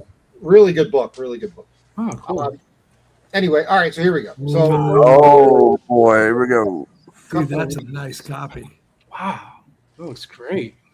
I don't think I've ever seen that one before. Those are the pyramids in the back? yeah, see the floating pyramid. Oh, shit. Floating pyramid. That's pretty cool. It's not Heap on there. That's a space alien. Right. What years was this? I believe this one is 1952. Interesting. Wow. This is 52. Yeah. Okay. Yeah, real nice book. That's clean. That's really clean looking. Yeah, this one was really, really nice. This one's pretty nice. And I could get into the whole like now I have to like harvest staples for golden age books and get like time period staples. That's a whole no problem. Yeah, that's fun. Another deep story. Look for funny animal books. Those are you're going to be your bread and butter for. Or westerns. Or westerns, yeah. Or westerns. Westerns are your best bet because no one buys them, and a lot of times they survive in pretty good shape. All right. Well, I actually did buy about 7 Western comics. The problem was they came in such high grade that I'm like, I can't rip these apart. Yeah, I've had that experience. But not to be like Again, this is have to be made sometimes, though. You know. Yeah, yeah, I hear you. Yeah, I can always put it back together at another time. You going for the full Airboy run, Brian, or do you have the full Airboy run?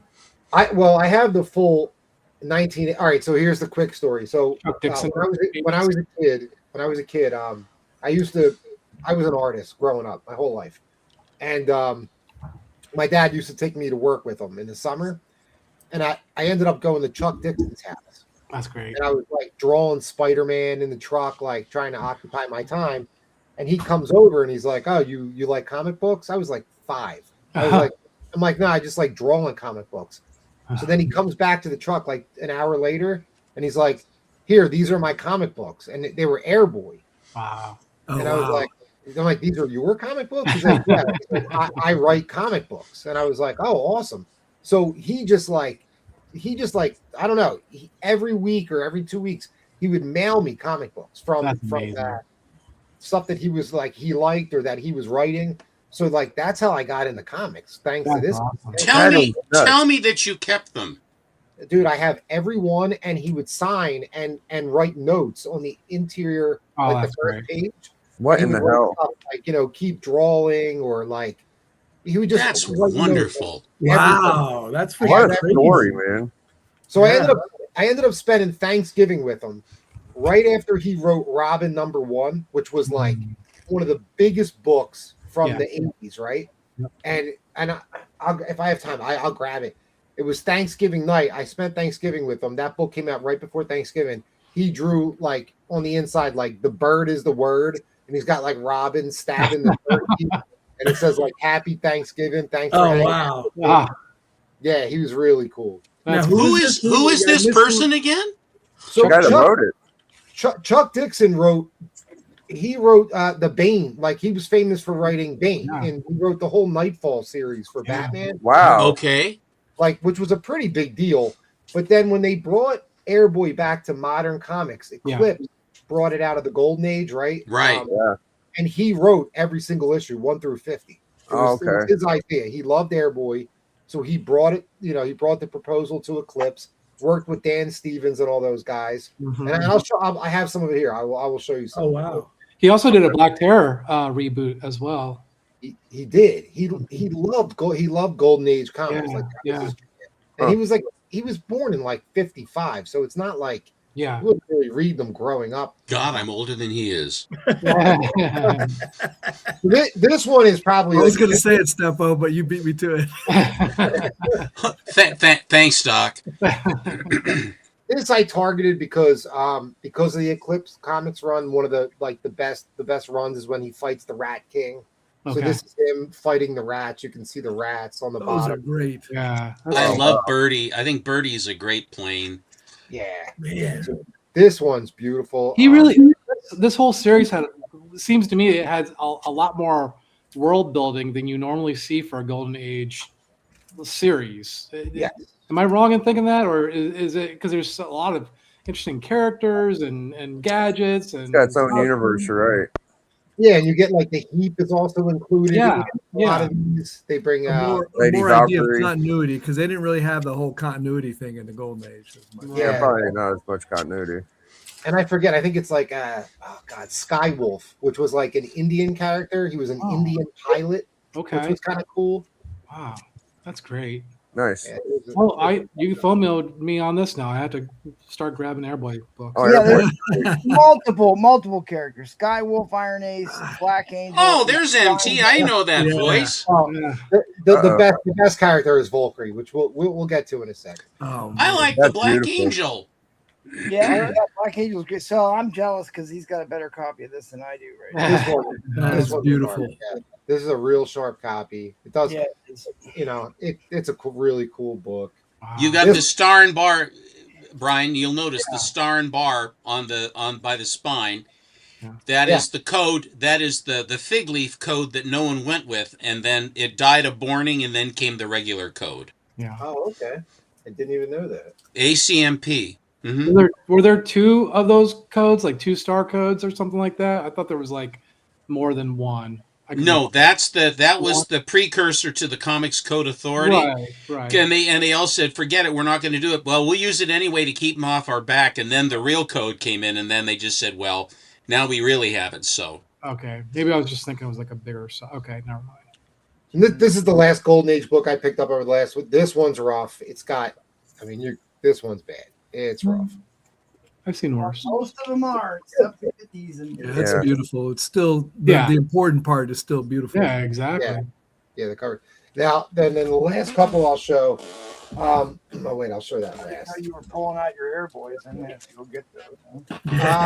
Come on, MT. Get up. Okay, so in like 2010, Chuck Dixon decided to. They stopped at issue 50 with Eclipse in the late 80s, very like maybe like 91. Mm-hmm. So this small company called Moonstone came to him and asked if they wanted to like revive the series. So he did. These are very, very rare books. This one's not as rare, but it's a great Airboy Air Fighters cover with Valkyrie.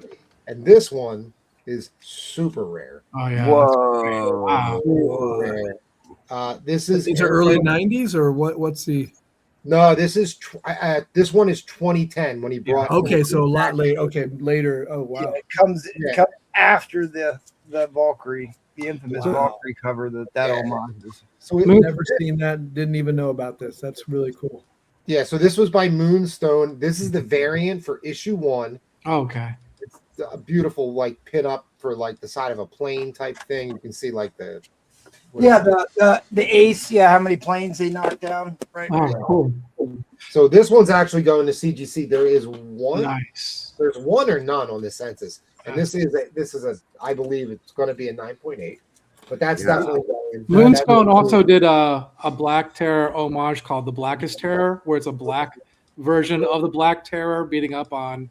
On like racists and whatnot. It's pretty funny actually. I wonder if Chuck. I wonder if he did that too. I think it's Jose. I can't remember. It's this guy. Jose Jimenez. No, I don't think so. When we looked up Chuck Dixon's list of credits, I was surprised at how many he actually worked on. Yeah, he's major. Yep. And then I'll show this. Unfortunately, I didn't get a 9.8, and I don't think I'm just gonna have to buy a 9.8 at this point. Dude, it's so hard to get a 9.8 on that. The pages are wafer thin. There's only like 8 or 10 pages in the whole book. 12 black edge. 12 pages total, black edge. Cover. Tons of tanning usually when you get these. Oh, really? Yeah. Oh, because they're so poor cheap. quality paper, really poor quality paper that one. But it is a Dan Stevens cover, and then the last thing I'll show, I did get this back, and then I unfortunately, and I got to stop with the collecting. I have to stop. That's what we all. Yeah, right. Whoa! Get this. So this is the original poster. Really? From 1987. Now, I tried to. And dude, this was still in like the tube and in the original the plastic with the tag on it. I got really lucky. It is absolutely near mint. There's nothing wrong with this. You can even see on the bottom it says Airboy number 7, Dan Stevens, Chuck Dixon. Just fantastic. That looks wonderful. That's amazing. If the original Valkyrie were that busty, that book would be a lot more valuable. The original. Yeah. But this turned out great, and I framed it myself because I was about to ask, how much did it cost to get framed? That's awesome. Well, the one nice thing about art college is they do teach you how to frame your own stuff. Okay. I'll hire you if I got some original art if you want. No, me first. Yeah. So I have to outsource it. Yo, thank you. Yeah, thank you so much. Wow, that's great. What a great collection there. Yeah, thanks for showing that. Well, I didn't have much, but when Stepper started showing stuff, I started pulling some things out that I had. And this is this is a classic, Space Western 44. Oh, that's awesome. Yeah. The you know, I've been looking for that one online, and every time it comes up, it's yeah, budget, cowboys in space fighting Nazis. I mean, it sounds that's very sweet. plausible. And it can't get better than that. Yeah, this is a fairly sought after. Yeah, book. that's great. Who did the cover? Stan Campbell. Okay. Steppo still here? I'm here. Then I had to pull this one out. This is another Space Adventures 12. Oh yeah. That's a good Oh one. yeah, that's a cover. nice one. Classic. And we've seen both of them almost. Yeah, there's 2 or 3. Yeah, she's, hello Is that Earth. one? I've landed safely. No sign of life here. Wow. That is a great cover, my friend. That is good, bro. Who It's did very that? reminiscent of Wally Wood's. Yeah, I was about to say. Yeah. It looks cover. very Wally Wood-esque. But this, and it has a nice Ditko signature there. Just, Oh, it's Ditko. Oh, yeah, cool. this is Okay. Ditko. Damn, Ditko killed that. I didn't know that was Yeah. Ditko. Shit. Yeah, he did a number of the Charlton. What up, space- Nighty? His Charlton work is so good. Yeah.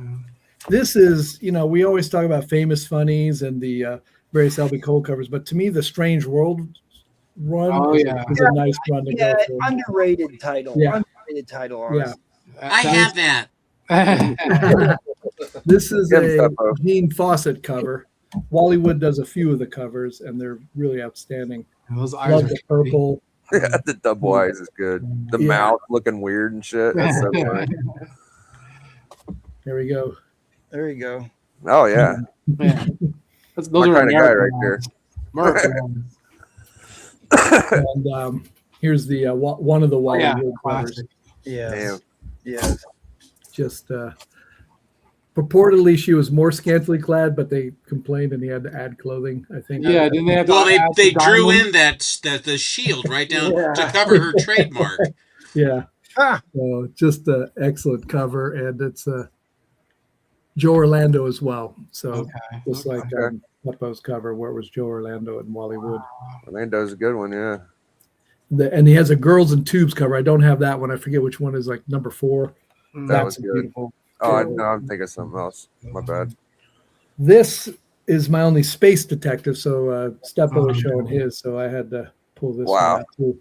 This is a Raymond Kinsler cover. Everett Raymond Kinsler. Yes. Beautiful. I have that one too. Isn't I said, how did they get Sinestro so long Yes. ago? It very much. He doesn't have the coral coming out of his head like the other. I feel that's on like one of the photojournal back covers or maybe the inside. I feel like I've seen it on the not on the inside of the photojournal, but like on the somewhere on the cover someplace. Oh, and this, I was actually at a sushi bar, and I did a sake tasting, and there was a sake bottle that had this cover. This Really? this Really? mug. Wow. I took a screenshot of it. I have it somewhere in my. Should have saw. That's Should've- cool. Yeah, I should have tried to grab one. Yeah. Well, I took a screenshot so I could probably All get right. it somewhere. Fair enough. This is a really rare LB Cole cover. My son actually saw it on some random auction, just on like a buy it now for $300. No way. I got it, and it's How To Number 7. Oh wow. my gosh. Oh, that's It's a it's a LB Cole That's cover. Boba the Fett. Wow. Yeah, Yeah, I don't Yeah. even Oh my remember god, that. it is. and I Okay, think it's that probably one. worth That's a lot great. more than 300. It was not on a big auction site. It was on the Dude, Jonah BBS always- auction or something like that. Jonah's always putting in work for you, dog. I Oh love yeah, it. he's always finding stuff. Yeah. And it man. has 200 illustrations, and when you read it, it says multiple interior puzzles completed in pencil. So whoever bought it actually did it. Wow. But it's almost like a pulp. It's a I was very just Yeah, gonna say right. it almost looks like a pulp. yeah. Right. So it's sort of not really. It's in a comic size It's a thick boy. magazine, What? comic size slab here, but yeah, it's What really What? year? It's still What year 300 it's bucks. 1953. 53. Okay. Good golly.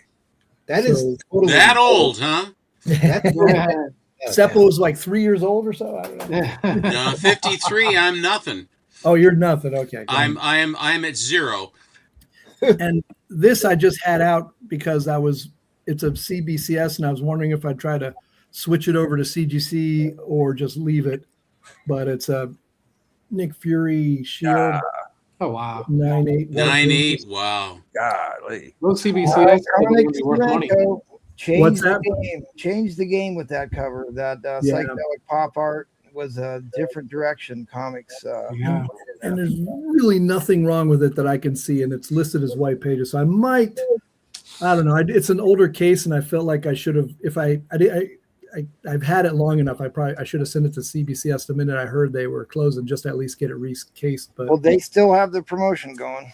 Yeah. well, I looked it up, and they said they weren't accepting anything anymore.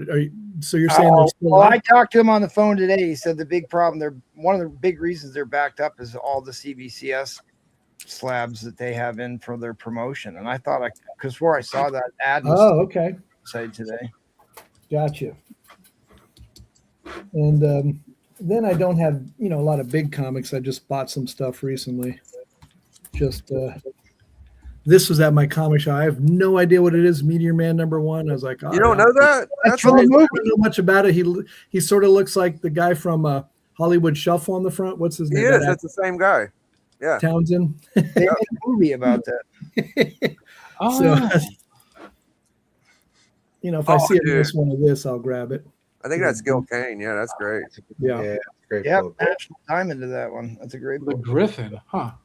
First Griffin. Yep. Never heard of that. So at my store there were some old Hulks, 131 or 133, Very nice. and it's the Demon and the Dictator. Mm-hmm. Nice. Yeah, I love those early. Oh yeah, books. Oh, they're always such great cover art. Hulk trade dresses. Hulk versus Hydra. Poor Hydra, dude. Yeah, there's no chance. Yeah, that's sort of that's a Unfair fight. yeah. That's good. Yeah, I like that one. The Brute. Now if people know the Hulk story. Is that his love interest there? Jarella. Yeah, Jarella. Yeah. She a Martian or an alien? She's a light green skinned. They're kind of making Hulk have some love interest that is. Wasn't she like in an alternate alternate alternate universe? She wasn't Yeah. alien, but it was like a different dimension. Yeah, I started when I was a kid starting to buy Hulk. It was in the middle of that. So I was very familiar with Jarella as a kid. So just as a point of factor, they are still accepting crossover. Okay. All right. Maybe I'll just send it over then. I just looked it up. Now this Or I bought raw and I thought I could get a 9.8, so I didn't, so I broke it out and decided to get a raw copy. When it comes to modern, if I don't get a 9.8, I bust it out. I don't want no freaking Save that storage space. Hey, John. Save that storage space. Farina. There you go. Yeah, there is the inspiration. Yeah. That's Yep, good. little- Yeah, it's the first. I used to, as a kid, I had a lot of these, including this one, but they were so beat up, so I got me a nice copy. Homage to Journey to Mystery 83. Mm-hmm. This is a pretty nice copy of X-Men 64. Yeah, such a sucker for those backgrounds. That first Sunfire Sunfire. dead? Or Sunfire's his name, right? Yep. Yeah, Sunfire. Sunfire. Yeah. Is he dead? Or is he still around? Is he still? Nobody's really dead in the comics. Yeah, that's really dead. that's There you go. correct. Yeah, I love that one. I have Yeah. that one sitting right next to me, as a matter of fact. This is definitely most guys, red-blooded guys like this one. It's a, it's a- That's the only Miss Marvel comic I'd ever pick up. yeah, it really is an excellent one. And There's a couple in that run that are Okay. yeah, I like the hair flip, the 70s or early 80s hair flip. Oh, there you Ooh, in a newsstand. What grade is that, buddy? one of the hardest books to get a 9.8 on. What's it say on it? it was an 8.5. 5. 8.5. Okay. It's hard to get. I actually bought this. Difficult book to get a 9.8. I can't remember for very cheap a while back, already graded, and I decided I wanted a raw copy, so I busted it out. It It's looks interesting bright that- white too. What did it have? White pages? Because that looks exceptional. Yep. Yeah. White It's pages. interesting that it took so long for that book to get noticed, I guess, in a That's a way, good because point. it's so Yeah. awesome looking, you know. Well, the negative Yeah. price craze. Oh, there you go. The video game book. Yep. Yep. Jim Lee, beautiful. All Jim Lee all Lovely night. man. All There you right. go. So This was at my store for pretty not too much. I was like, ah, fine. I see that book is starting to trend again. Actually, Oh, I love this book. I Sleepers, might have gotten this from somebody on Astonishing. I'm actually blanking out. most likely. Wasn't me. I have one right now though. Yeah, I maybe it was Ed or I'm not sure. It might have been me or Jackal. Because It might have been you. It might have been you. That book. That's a great one too. That's fun. Oh yeah, love it. Yeah, falling out of the sky is not enough. He has to be shot at as well. You're double down. Oh, okay. I was just going to bring this book up. So I brought up the Deadpool book. Yeah. This is the first time that Spider-Man and Wolverine meet up. Oh, really?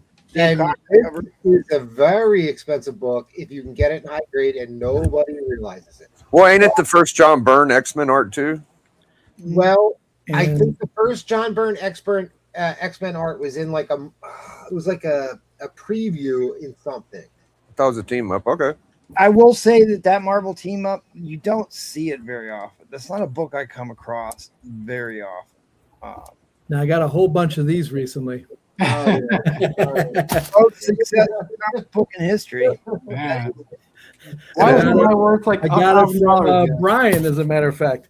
There you Now, go. how many are there? How many? There's 4 or 5 of the. There's 5 different covers. They I sold give you four of the 5. they sold 6 million copies of that. Yeah, I already had one of them, so I'm gonna show a duplicate because I put them all There you together. go. Collect them, burn them, and then make the rest rare. That's the collector edition gatefold. Yeah. I got this from Brian too. I think that's just now. And I used to have, I had all of these. I bought them at the time, and I just sent them to my nephews to be read and beat up. So Sure. I decided to buy them back from Brian just the other day.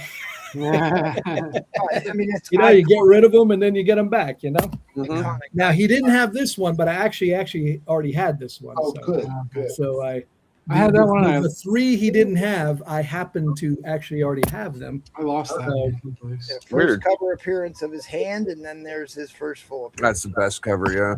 Oh yeah. So, man, if you memory lane for those who. So I already had one of these too, so I have a duplicate. That's a great one.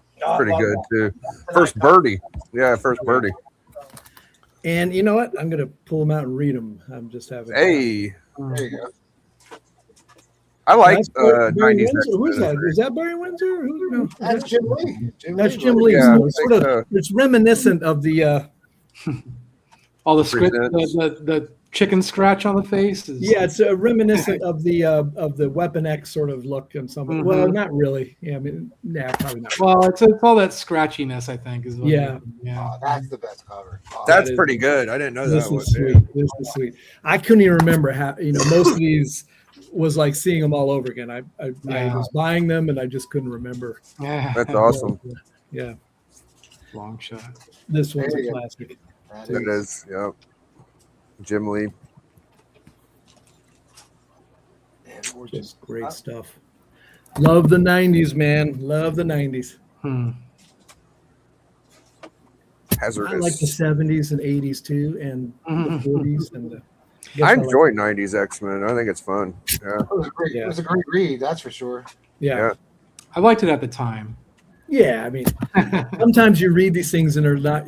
I had a compendium of Spawn in the first volume, and I couldn't get through it. I was just Yeah. Yeah. Yeah. That's the funny thing about Spawn is everyone's like, well, there's so many rare Spawn books because the print count was so low, and I'm like, yeah, because it sucked. It was kind of rough the first 100. Yeah. I feel like the memory of it is better than the reality of it for Yeah. sure. That's a great cover. I like that too. Oh yeah. They're all fun as hell. And I think I almost had them all right. Yeah, I was missing like 4 out of You're one. just missing some of the ending ones, if I recall. Just some. Of Yeah, there was 2 at the end that were missing. I just knocked over all the slabs, hoping they heard one. Yeah. Oh, yeah. Well, they're protected. Yeah. That's why we put them in slabs. Right. Yeah. Look at that. You almost got 1 through 50. Almost. Knocked over probably. Yeah, a bunch- it'll be my mission to find those last few. Just to... You rebuying these reminds me of I found a photo album that That's a good one. had of Wolverine comics. I totally forgot I even had it. It had something like 30 Wolverine comics, and as I'm flicking through them, I'm like, oh yeah, I Yes. forgot about that cover. Oh yeah, So good. Now you didn't have this one, Brian, but again, I had this one already. Great. This one as well. That's when it gets his adamantium stripped out. Yeah. Yeah, that's a great That's a series. good one too, man. Yeah, it's so good. Hey, we got Aficionado in the chat. What up, Aficionado? Day and day.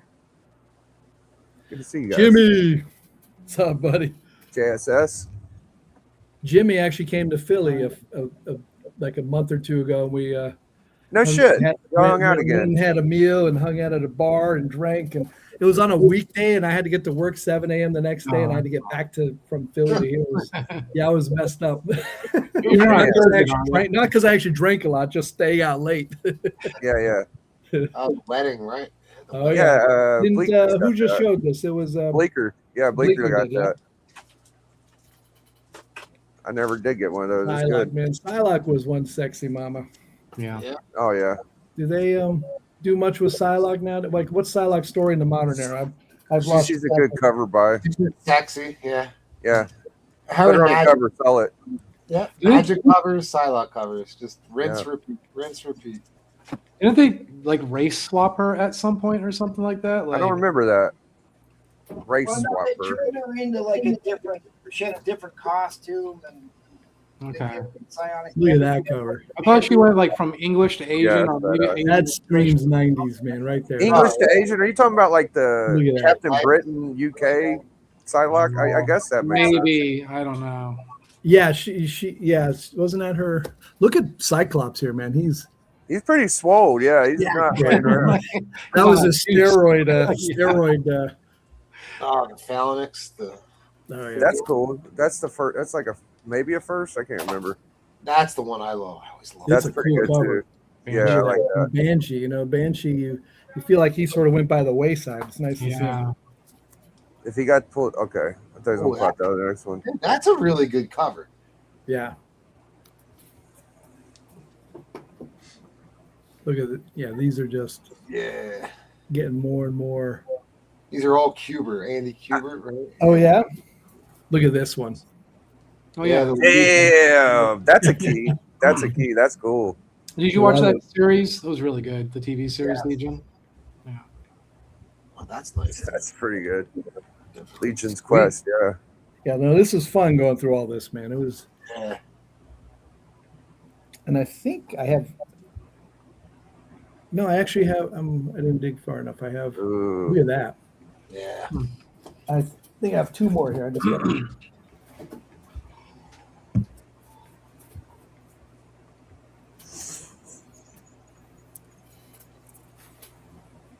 Oh, Okay. yeah. 4 to 5. Yeah. look at that. I think I stopped collecting around this time period. Yeah, so I didn't get this far. I probably. Yeah, I'm not sure. End of '93 is when I really. Feels like a lot of people dropped off around the exact same time. Well, Yeah. life, I had to do something. I was getting Yeah. a new, going to plan, trying to get into schools and stuff. Okay. Was 50 the last one? I think, yeah, I got you somewhere near 50. Yeah. Yeah, this is 49. So 50 is, it goes, what does it go up to till it, Oh, God, it goes up into the hundreds. hundreds? Okay, so that's Yeah, just, they're up to volume 4 of X-Men of that, Gotcha. of that run now. Yeah. I actually bought House of X and all that, and with the island, and it was an interesting read. I was way, I had no idea what had gone on between the 1990s and late, the 2000s. Yeah. So he's saying Betsy Braddock and Captain Britain's sisters, and her consciousness was transferred into the body of Quanon, Asian, after passing through the siege. Or There something. you go, Jimmy, Brilliant. with the knowledge dom. Yeah, I was like, I'm glad I wasn't losing it. I thought I remember something about that. Yeah, it makes sense. I just it didn't click for me because Yeah, she's very white Asian. She looks like a white girl. Like, I don't know. yeah. Recently, they separated her from Kwan's body and put her consciousness back in the. Yeah, MT might still be digging. What do you say, Rad? Did you figure it out? follow up X-Men. No, he was going to show some. Yeah. Yeah. Okay. All right. All right. My camera sucks on my computer. So It's all right. We'll figure it out. Fallen Angel. Look at that. Cool. I should have went on my phone. Oh, Whoa. Rob Liefeld. Yeah, that's That's live. something. Oh, is it okay. really? Makes sense. Oh, that's great. Yeah. Wolverine punish. That's good shit. African Saga. That's cool. Oh, my camera's backwards. Yeah. So, Yeah, I've never Nice. seen Interesting. it's Huh. Kevin Lashley. Oh no, Tyler Kirkham. Is that Bucky? I can't tell. That's Warpath. Oh, Omega Red. Oh, and okay. Wolverine with the Oh, it's Warpath. Okay. Planix virus. Interesting.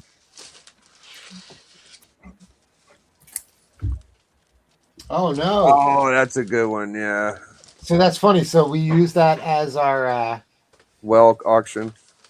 for our whale Yeah. auction. Oh, is that That's nice? the book that we use for all of our promo ads. We love that book. That's like our book. That's awesome. I bought the whatever it is, the White Panther. I bought that because I kept looking at that and I liked it. Oh, Yeah. nice. Look at that. Another one of your snares. I like all the Fatal Attraction tonight. That's cool. There you go. Yeah, that's really nice. Like X-Force and X-Men kind of version. Man, the camera really bad. Oh yeah. Now we're That's getting a to good one. vintage. Yeah. Is that That's- technically a vintage book, MT? 60 cents. MT took off. I don't know where the hell MT's at. There he is. What That's- if? Oh, that's a later what if though, right? That's one of the. Yeah, That Wow. great cover, man. Yeah, That that's is when good. we it's started really cool. one shots of what if instead of numbered what if issues. You got Domino and Cable. I really like that. Yeah, that is pretty cool. I've never seen that. I've never seen half of these. They're awesome. Yeah, I don't know any of these either. Yeah, this is kind of Rad's wheelhouse. He loves this. Nice. Hmm. It's, Who's the artist on that? I know. God, I I know think that it's Carrie Andrews. Yes, Carrie Andrews. Who's actually a guy, not a woman. I always thought it was a woman. Well, you never know these days. There you go. You really don't. Nice Dude, book, that- Rad. But All those people thought that Shannon, Steppo likes to Shannon, check. Shannon Mayer. You always say, I really like her stuff. Yeah, well, Shannon Mayer's a guy. Oh, I could have been wrong on that for sure. Oh, that's. I am wrong. All right. That's Oh, yeah. badass. I never Yeah. seen that one. I like That's pretty I good. like everything he says here. It's Yeah, why I've I got, should be an Avenger. I'm housebroken. I'm a mutant, I swear. Experience with mutant, the I Uncanny swear. Team. Fills the one slot. Friends with enemies. Yeah, it's funny. Yeah, Can I've you seen him do show that. Oh, I want to see that one more time. Nice. Oh, he wanted to see. Do you want to see his Deadpool again, MT? Yeah, can I see who's the writer on that? Is that part of the Remender run? Can you? oh no, don't get them started on Tom, I just want to know for my personal question. Does it say Remender on the as the writer? I don't remember who wrote that, but that was the Uncanny Avengers when they were It's a doing Brooks. crossover with He's the cover artist. X-Men. Y'all looking at real quick. Replay, they also doing Wow. custom Invincible labels now. Yeah, Aficionado's saying it's Remender, so it probably Okay. is. Yeah, I don't know. Yeah. Yeah. All right, cool. Yeah, I don't own that, and I have that. I buy all of those books. Those books are excellent. That's cool. Is that King? That's Yeah, is King? that Kingpin I'm thinking? Yeah. That's real nice. Jason Aaron. Yeah, I got that one. I like Hey, that. Biggie, when Rad's done, I had a few things to show, if you wish. Yeah, absolutely. That was the foil version. I do not have that in foil. Yeah, I like Oh it. yeah, there you go. Oh, there you go, That's Barry cool. Windsor. That's Barry Windsor Smith. That's right got to be right, MT. Yeah. Mhm. there. Without a doubt. That's I like Storm's haircut there. Ah, Yeah. Oh, boy, goodness. There you go. Every copy I get of that's messed up for some It reason. was 4-issue limited. Oh, I love That's that. a key. I think that might be a key. Well, I just that's like the cover. Is that That's- Doom? that's from Yeah, the infamous Roman Curtis Dracula cover run. Right? Yeah, I'm waiting for someone to show that. I haven't seen that in a while. That would be cool. Oh yeah, That is nice. yeah. Now, who is that? Looks That's Nightcrawler. Nightcrawler. That's Nightcrawler. That's Nightcrawler with the two That looks swords. like shoot. like Wolverine to me. And that's But Nightcrawler. why would he have two swords? I don't The know. guy who Yeah, did all the it's Thor books. it's Nightcrawler. Yeah. It is Nightcrawler. Okay. Not East That's River, cool. the other one. I'm the ex-Thor aficionado, dude. He did the God. Everybody's X-Force. Yeah. Don't dare question me. I'm the X-Men expert. Yeah, that's cool.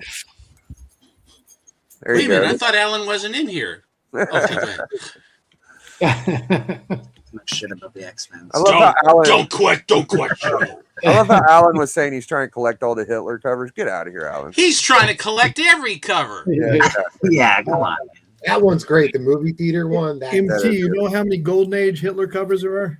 There's quite a few. 67? No, There's way more than that. Way There's more. about 120, Doc. Right? 101. 101. I've Stop I using the will Hitler never, cover. I will never 96 make that. of them. Hellfire's I only- good. there's There's only some nice 5 I covers in have. Hellfire. I let him know, Doc. You weren't there, but I represented for you, brother. I told him. So that is one of the most underrated road covers. That is cool. Well, that's remember that's the run that had the variant cover with Yes. Yep. Yeah, that's actually worth quite a bit of money still. Yeah, I had. What's that? That's a movie poster homage, isn't it? Lost Boys, maybe? I don't Lost know. Boys. Something. Yeah. Maybe. Yeah. Oh, nice. Nice. Who is that? That's Are you in? Are the X-Men your numero uno, Rad, or what? Mm, A little bit, not really. I just like them a lot. That's got to be. Well, I mean that you can No, say it's a number I one. I wouldn't. mean, No, I I think wouldn't that say X-Men number might one. be a good. Well, your Spawn's number one, right, Red? Yeah, I lean more. Well, I actually lean more towards Witchblade and Darkness. as Oh, I number like one. Witchblade too. Yeah. Any of the Michael Turner stuff. Ooh. Oh. You like that one, Steppo? That's a plug-in neckline for you. I don't have a lot of good girl stuff. Anyway, I think that Steppo, I have this running thing with my son. When I see a good girl on the astonishing auction, we can see if we can count to 30 before you claim it. Damn. We'll put a bid. Drink. Yeah, we should make it a project by the end of the show. but you know, I have so many of the super books, you know, I mean, I really do. That after a while, you know, like I said, I was showing all those Fiction House and Nice. Standard Need are the same way. And Who is that, Rad?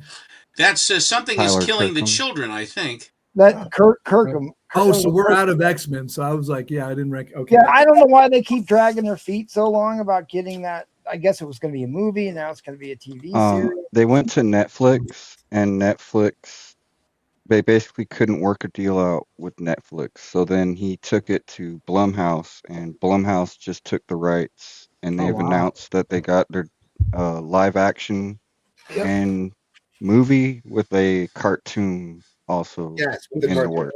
And if you're not familiar with Yeah. for some reason I call it Bloomhouse. Maybe I'm an idiot, but dude, they are like the number one. Yeah. I was There's about- horror movies right now. Like They're also working on Spawn, and we've been Yep. waiting on that. So I was but about we'll to say see. Blumhouse is a way better deal than Netflix. in Yeah, my way opinion. better Yeah. deal with Netflix. everything they touch right now is like just blowing Yeah. up. Yeah, I've been working on Spawn for 30 years. I'll believe it when I see it. One day you'll see. Oh, nice. Who's That's that, Rorschach. Rad? That's Rorschach, right? Yeah, It's No, it's Spider Spider-Man Noir. Oh, is that a Spider-Man Noir? Yeah. Oh, that's I just new run. I just drew it yesterday. Yeah, Now, that's the first episode out yet? The first episode's out? Yes, the first one dropped. I went with there are several covers, but there was one that struck me, and that's the one that I ended up. You know, there are a lot of different ones, but I picked the one that I have here. I'll show you. that's a rad piece, man. Oh, I wanted to show that Rad did this Nice. I'm on Sunday, Yeah. and he's fooling around with this, and I said, and there's a lot going on. Nice. Like, I mean, a lot going on. The shading and all of the scaling, the architecture that's going on, and then the figures. That was a good honor to Eisner. That's very Eisner-esque. Yeah, it is. And I mentioned this before, but I love that little skull and the mice in the foreground there. That's Yeah. well done. Yeah. And I said, does anybody buying that? He said, no. I have a lot of rad artwork. I literally do, and I love to put it out to display, because they present so nicely. But I wanted to show this. I had one other one. Beautiful. I wanted to show that I asked him if he could do this for me, and I said, can you have Astro Boy saving Catwoman? The very interesting team up. Those are some hostile projectiles. I like it. Yes, and Catwoman's there too. Yeah. You guys are familiar with the Gerber Photojournal, I'm assuming. Oh yeah, I got them right next to me right now. The books that are in the Photojournal are Mile Highs for the most part. He wanted to find the nicest copies he could, and the Mile High copies are the ones that are predominantly what is the Gerber Photojournal. And he went all over the world, cost him his marriage, and and then but yeah. Ernie was an irascible guy. I met him, and a guy here a while ago, because he knew that I had contact with him. This is the proof page from the Photojournal that's signed by Ernie Gerber. Nice. Of the excitings, of which I have several of these are mine, and they're the ones that are pictured. That's amazing. So you have the Black Bolt and some of the exciting Mile Highs? I have the Black Terror. Black Terror, sorry. I have the Black Terror set. Whatever was in the set, I have, and I basically cherry picked a bunch of the war covers from the exciting run. I have, let's see here, I have this one, okay, the rocket one.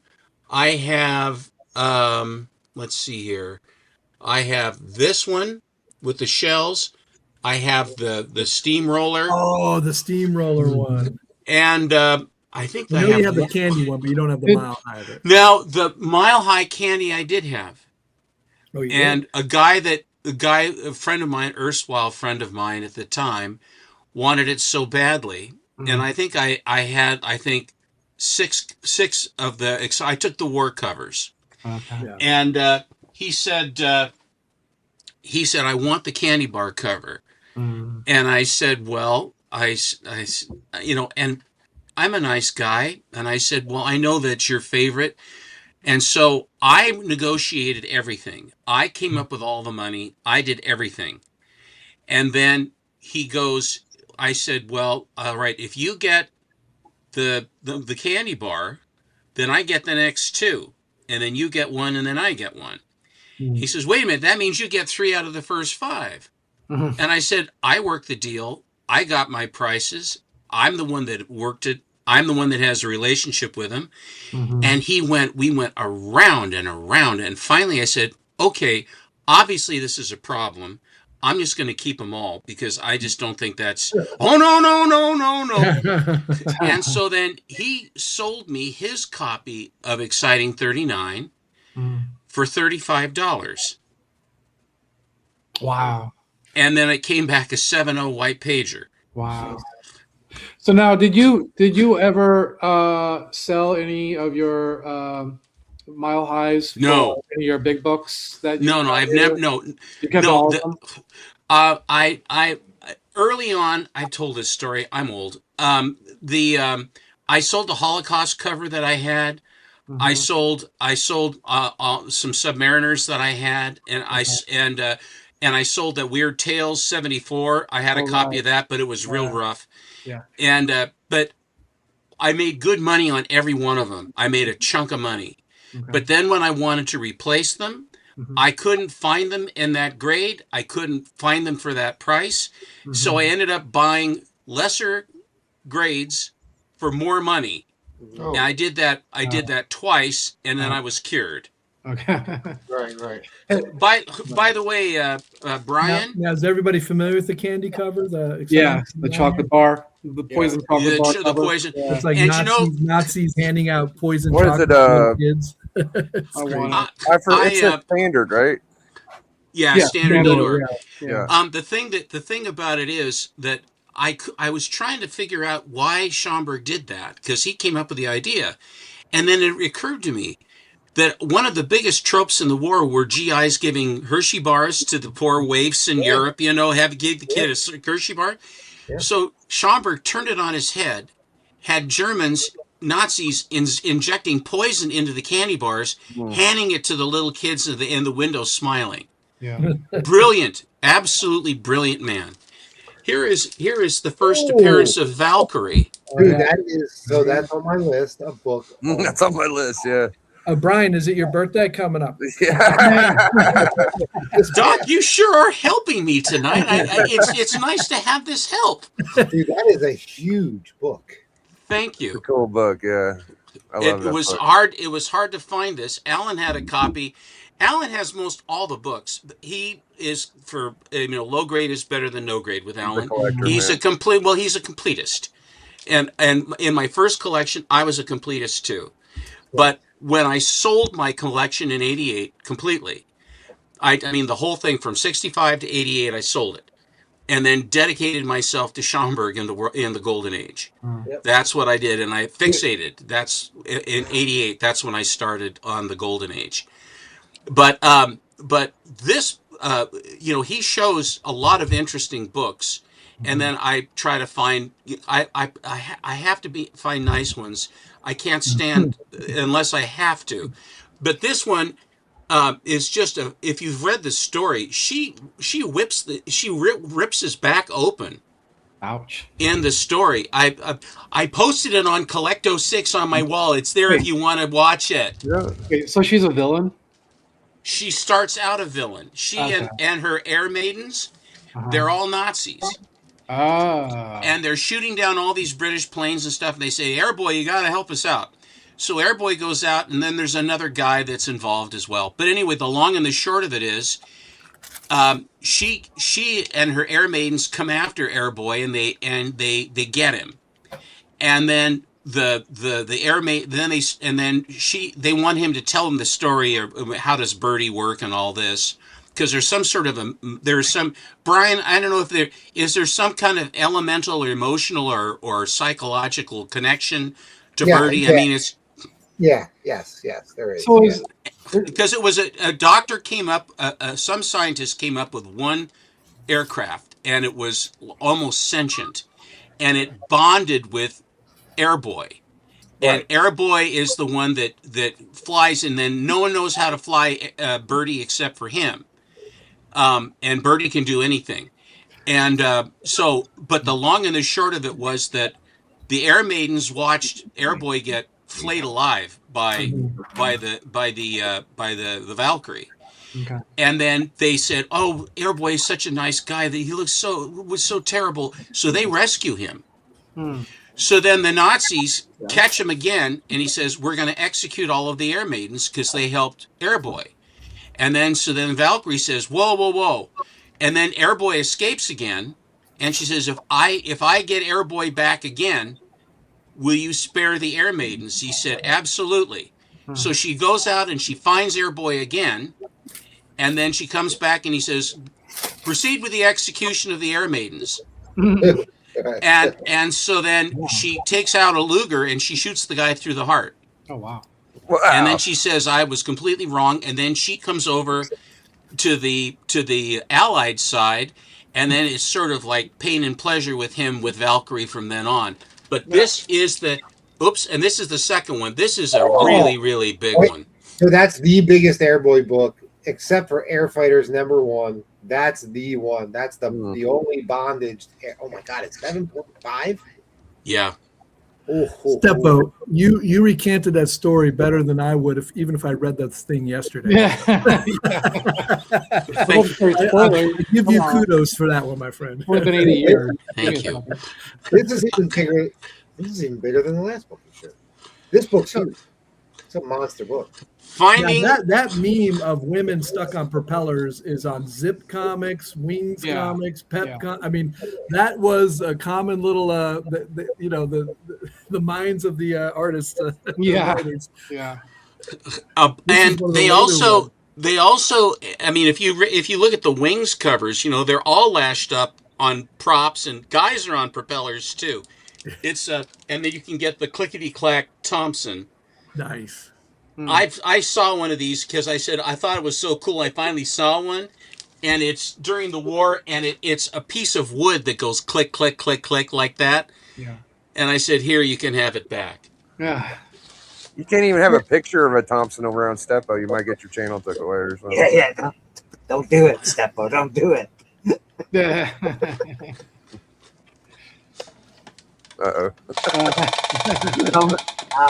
I can't show it to you. It looks sort of like the Han Solo blazer, though. The Han Solo blaster. It's classic.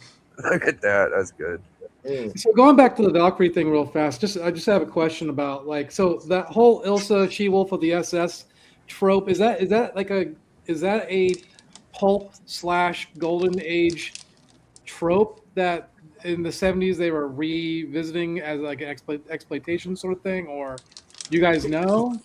Well, I know that the Valkyrie trade, if you will, where they collected from Verotic, whatever. I mean, MT's got his copy, and Troll's got his 9.9 of it. Oh.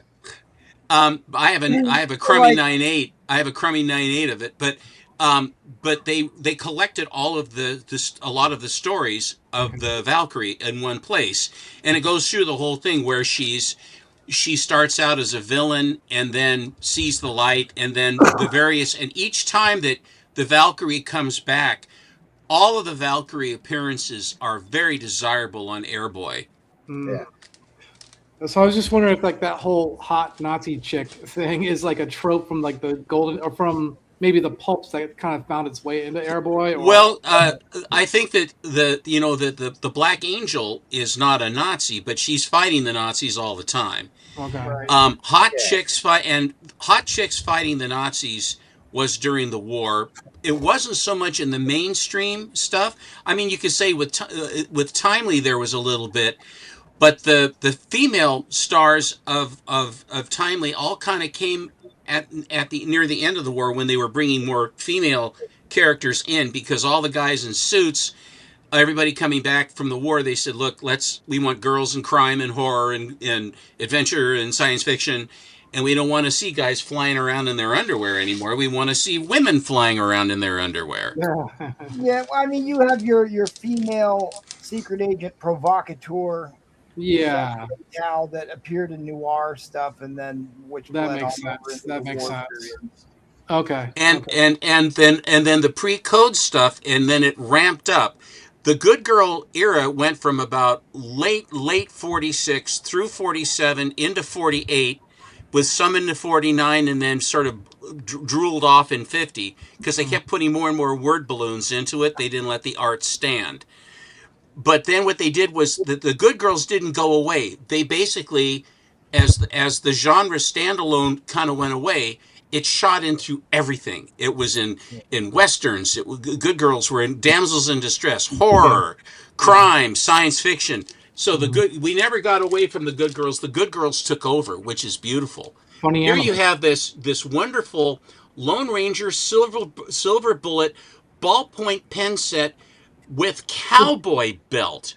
Now, how would you like to go to school with a Lone Ranger ballpoint pen set cowboy belt? Would you be beat up?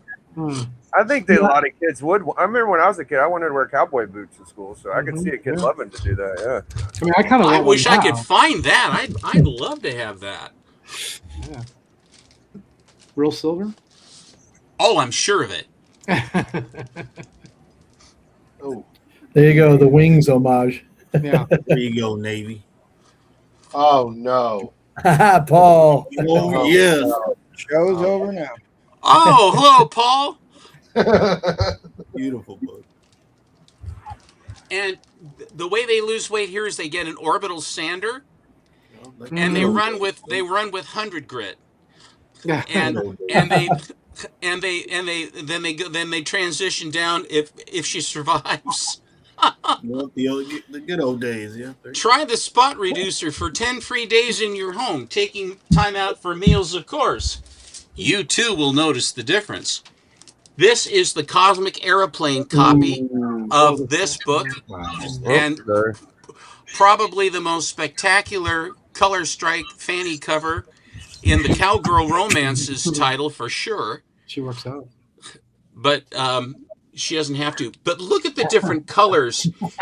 Look at the purple and the blue and the green and all these different colors on the cowboys. There's got a purple shirt, and she's got the yellow boots with the red ivy on them and spurs, and a fabulous ass.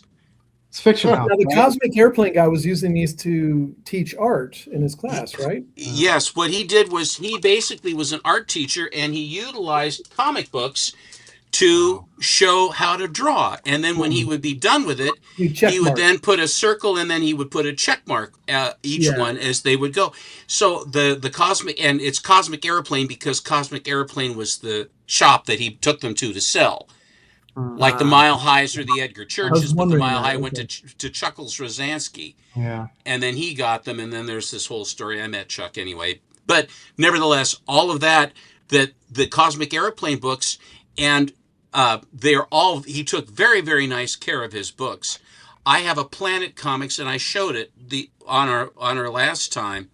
It's the pink cover with the gal reclined into the sled, and there's this sort of a kind of a Bernusy looking kind of guy with a ray gun firing, and it's a pink cover with green trade dress, and it's like a 6.5 or a 7.5. I mean 7.5 anyway. It's a beautiful raw copy. And I was at a con in Portland, and I walked down this aisle. He had a little stage kind of thing. So when you're walking down the aisle, this thing was sitting up like that. Very odd configuration. But this book was sitting right there facing me. And I walked up and I said, "How much is that?" And he said, "It's $37.50. That tells you how long ago it was. $37.50. Oh wow, okay. and I could tell right away because it had a circle and a check mark.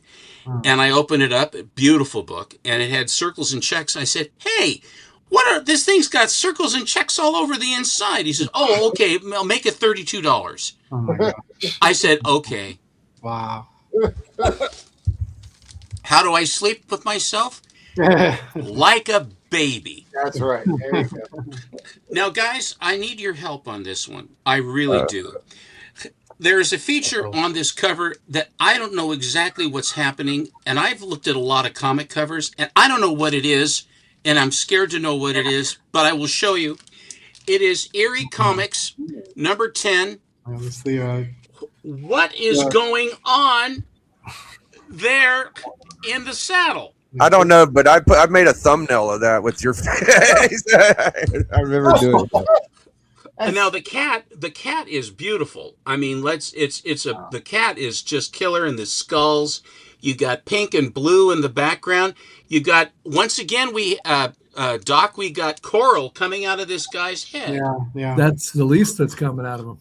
Well, but then he's got, what is it, a fan dick? What is it? I think that's just emotion. It's bouncing up. Yeah, I was about to say it means like a little thwang, like next to it, you know. So it's this emotion of it. This is why I have to go to the comic experts to explain these things to me. No. Bring that back up. Because I'm an expert on alien genitals. So very true. That's right. You are at Ground Central for the invasion.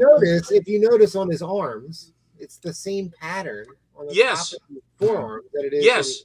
So all appendages are red tipped, is what you're telling me. He's just using it for balance. Yeah, that's no genitals. They're not genitals. I'm sorry, Collector. I know you wish they were, but they're not. I'm going to go on the record and say that they are. I wasn't wishing. I was sort of hoping. Now that same alien character is used in another book. I can't remember which one it is, but it's various.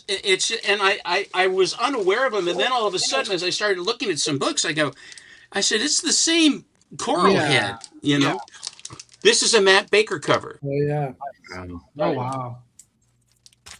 Mm. That is something. Look at that. He didn't do many war covers like this at all. Yeah. He did a couple because most of his stuff is Good Girl stuff. Wow. Flamethrower.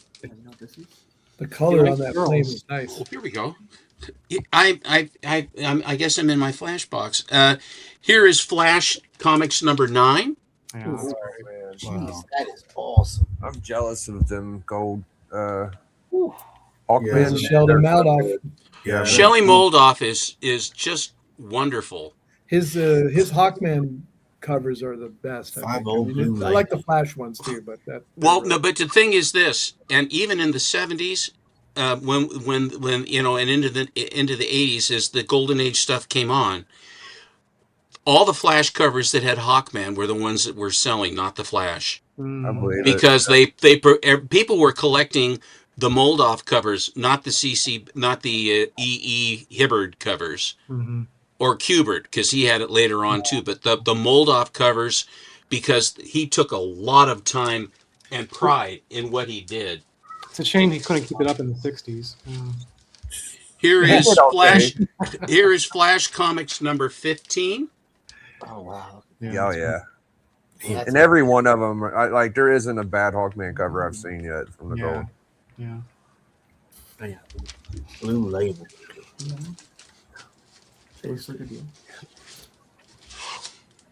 Here is Flash Comics number 33. This one is from September of 1942, which would have been probably in July, like late July, early August of 1942. And here they are bombing Japan. Did you get that from Yaniv? No, as a matter of fact, all these flashes were it must have been somebody's collection, because they came in dribs and drabs on. And I knocked them over one at a time. Because whoever I swear it was somebody, because all of them have wonderful color strikes on them. Yeah. So I don't know who the guy was that took the time to do it, but and you'll notice but Japan has been bombed. It looks like the Yamato has been bombed as well. But this was shortly after, or within the range of after the Doolittle raid, Jimmy Doolittle, when they bombed Tokyo. Wow.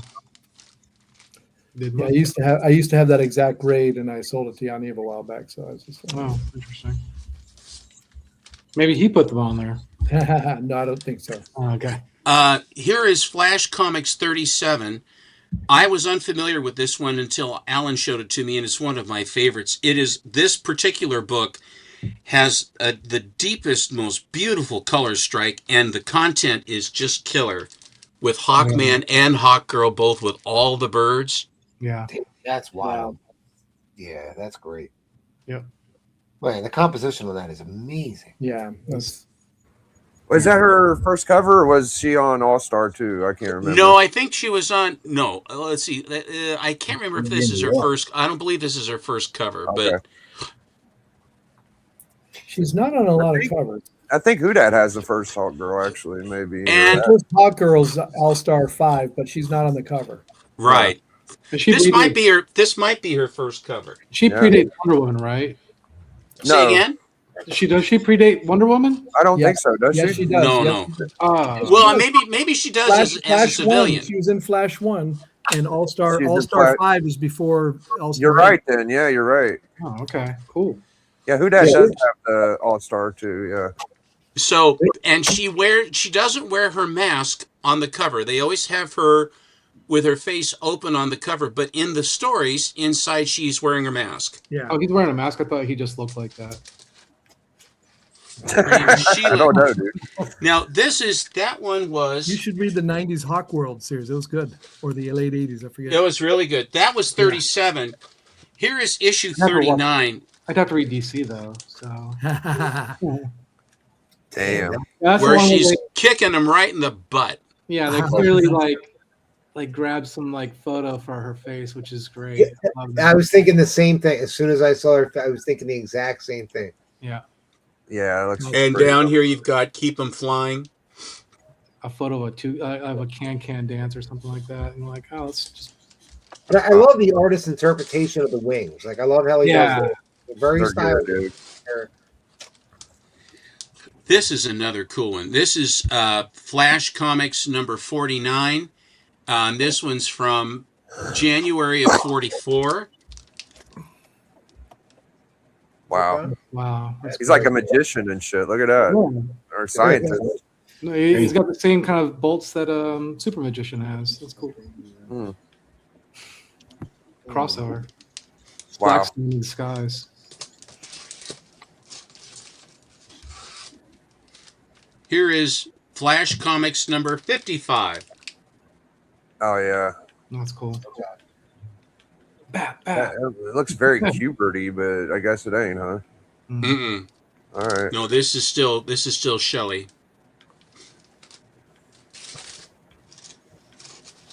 Kubert's wings weren't as cool looking, I don't think. This is the There's first two. appearance of the Gentleman Ghost. That's right. That's a Kubert. Yeah. That's a Kubert. Yeah. Yeah. That's a crazy Kubert. That's a great book. Damn, and 9.0 too. I couldn't find a copy. Very rare, very scarce, low census count. And then what's the book that shows up? A 9. Yeah, you were looking for a 9.8, weren't you? There ain't no such thing. I think this is right near the top. I Who mean, the hell is it looking for a couldn't be. 9? It's crazy. I know. Well, that's also that's a Gen 2, but you might be able to bump that easily. You know, if I put into the CGC all the books that I could get a bump from or that are raw, I would be bankrupt. Yeah, for sure. Ain't cheap. No. Whoa. That's wild. That reminds me of that what's that one, boarding school girls or Oh, whatever? Yeah. I think it's literally called boarding school, whatever. Yeah. They need to bring back the word mole. That'd be great. This is a white pager with a beautiful color strike. Teenagers on dope. There you go. Yeah.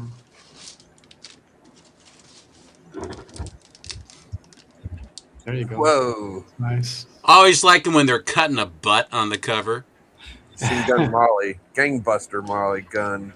And that is a very faithful drawing of a Thompson. Huh. Mm-hmm. And that is a pre-war Thompson because the actuator knob is on the top of the receiver. And it has a vertical foregrip. Hmm. That's how you can tell. And it also, you can see the sight. It has a Lyman sight. It was so funny. These Lyman sights that you could, if you've ever watched Sahara with Humphrey Bogart, you know, the Lulu Bell, the tank, and all that stuff. And Tamboul has the Thompson, and he flips up the Lyman sight, and then you squeeze it up and down to get to how far. Now, it's a 45 caliber pistol round. Now, your effective range is not that 50 yards maybe with the, and the scaling on this sight, this Lyman, fancy Lyman sight, you know, like 250 yards or some damn thing. It's insane. I mean, because the 45 can't reach that far. I mean, with any sort of accuracy at all. Right. But so they show Tamboul adjusting it like that, and Rex Reason or whatever his name was, and he's laughing and smiling as he, he's shooting the Thompson. You know. Here is this. This is the Ghost comics in Fiction House. Were all done by Maurice Whitman, and they're repeats. They're reprints inside. Selected reprints too, so that the stories that are inside Ghost are really good stories. They actually did handpick nice stories, and then Maurice Whitman created covers for all of them. And this is number 6. This is the one that a lot of people think is the best. I got this from Jeff Itkin, the Golden Age Guru. I got this from Jeff, but he. I like number 2 better. That's my favorite. That was one of the first Loon books I ever bought, was Ghost Comics number 2. Yeah, that's a hard one to get. Now. There are a lot of these. I mean, these are available, and there are like 5 or 6 different types of these with no 10 cents, large 10-cent, different color 10 cents, no price. And then they have, and this is this basically against communism. And they talk about pay attention to your legislators and all this other stuff. And it's the catechismal or catechismic. Catechetical Guild. And there's 5. They have 5 anti-communism books. That's the first one. This is the French Canadian version of this one. And it, what does this say? And the catechetical, it was made by the Catholic Church, and it was they had a lot of religious comics too. There's probably like 30 comics that have all sorts of religious stories, but their main the most interesting one of collectors are the anti-commie ones, and this is the famous one here. This if you can feature this is the highest grade. Wow. And really? I think there are 5 of these on the census, and I am tied for the highest grade with a 3. Wow. Is that gold foil? And it's gold on the trade dress. Gold paint. Yeah, that's amazing. I thought that they had like a silver version. I forgot it was gold. That's cool. Just a few more, and then I'll relinquish. Wow. Now, this Haphazard, the next issue of Haphazard has the first Al Feldstein art, and it's a painting cover, and she's there in a skirt, and you can tell right away that it's Feldstein because the girl looks just like Dina from Junior Comics. Dina is the noirette, the black-haired gal, and Gwenny is the blonde. And that's the triangle, and then Junior is the clown that's in the middle, the erstwhile Archie, if you will. But if that isn't Dina in this cover, I don't know what is. And it's a Singer cover, but I swear that looks like Feldstein to me. She's not top heavy enough. Well, it's nice and tight too. So I don't know. Maybe Feldstein says, "Al, can you help me with her breasts?" He says, "I'm always ready to help with breasts." Okay, so there's that. She can fall in the manhole. I need that. A manhole. Now, what are we talking about here, Navy? My God, you kiss your children with that mouth of yours. Leave that cover. I'm gonna get it. Here is Jetta number 5. There are only 3. They're very tough, extremely tough. And I asked Alan on a Q&A, why did Jetta get the chop? Because it's Dan DeCarlo, and it's cute, and it's wonderful, and they're great books. Their sales just didn't make it. They came in at the wrong time, and it was a sales thing that they gave it 3 issues to see if it took off, and evidently it didn't, and that was it. So all there are 3, and they are tough. But I think they're just great. Volkswagen liked the name now to name their car after it, so that's cool. Oh yeah. Here is the second one. This is 6. Yeah, that's one we reviewed. It's very Archie like that one. Well, Dan DeCarlo. Yeah. Dan DeCarlo. So it's Archie by any other name, but you know that Dan DeCarlo did a lot of naughty stuff too, like a lot of these guys did, like Bill Ward and these other guys, that they had these men's magazines where they would do these, panel jokes, and Dan DeCarlo did a lot of those. And so he always has, like, for example, this is the 3rd issue. This is the last issue. Yeah, but you see, she is sans everything except her little vaporous little skirt. Yeah. I'd rather look at her than Judy. I'll tell you that. I'd rather see that, but I think they messed that one up. How? You're pretty as a picture. What? Can I help it? She don't like Picasso? And the last one I have to show you is the very first artwork done by Matt Baker in a comic book. And it's in Jumbo Comics number 69. And in the Sheena story, he draws all the women in the story. Oh, that's cool. Mm-hmm. Nice. I think it's a couple issues around that the first Sky Girl pops in too. So I'm just So guessing. anyway, but if you ever see this book, it's not exactly an easy one to find. And the one thing you have to do is always you have to remember when you're looking at this when they put Matt Baker art on a label, that the Matt Baker art, unless it says cover or it looks like his work on the cover, it ain't the cover. It'll be interior artwork. Yeah, that's how they get you. And he worked for the Iger House of Art, as did Jack Kamen, as did Joe Doolin, Maurice Whitman, John Solardo. I mean, there's so many artists worked. Lily Renee, any number of them worked for the Iger House of Art.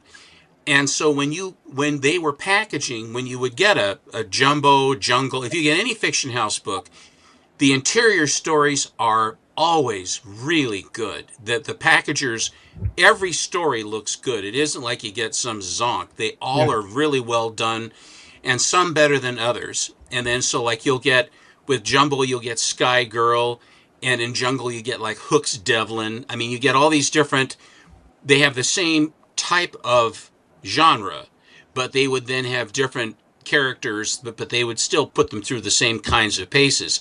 And of course, the Iger House also did for Fox Features Syndicate, and that's where Baker and Kamen were for the most part, because Joe Doolin, I don't believe, was over at Fox Features Syndicate, which means, or Lily Renee for that matter. And so you had them sort of, I think that they had a differentiation between which, either that or Victor Fox required that I want to have salacious stuff because I'm printing it on cheap-ass paper, and I want to be offensive and have women hanging out all over the place, and I want Kamen and I want Baker. What issue number is that? This is issue number 69 from November of 1948. Easy to remember then. Okay, got it. No, 44. And I always thought, I had the impression that Matt Baker was the young guy coming in because he drew one picture. I mean, they hired him right away. I mean, he drew one thing and they said, "Okay, you pass." That's the same thing for St. John, the Archer St. John Jr. He just drew one picture and said, "You're hired." I mean, of course, he had a body of work by that time too. Sure. But that Matt Baker. It was so good right from the jump that they brought him right in, and his artwork in this particular book. If you go on if you go on Instagram and look at Collecto6, that book and the story with all of the Matt Baker artwork is there for you to look at. If you go and you look on my wall, you got to scroll down a while, but you'll find it. So, but anyway, that's my stuff. Cool. Okay. All right, I got. What up, Paul? I'm gonna get to you right after. Oh no, I ain't got nothing to show, man. I don't have anything. What? You guys got it, man. Wow. So I'm just. You gotta show something, man. We got Patel got some more original art. Wow. You want me to show it on? Wow, here? that's awesome. Very cool. I think it's ASM 656, 646, and here it is colored. So there you go, some Spider-Man. Oh. Not focusing. There we go. Yeah, it's always good. And the name of the artist was Paul Azata. Zeta? Sounds right. I'll go with it. You got for some tea. The son of old man of Zeta. I need to see this.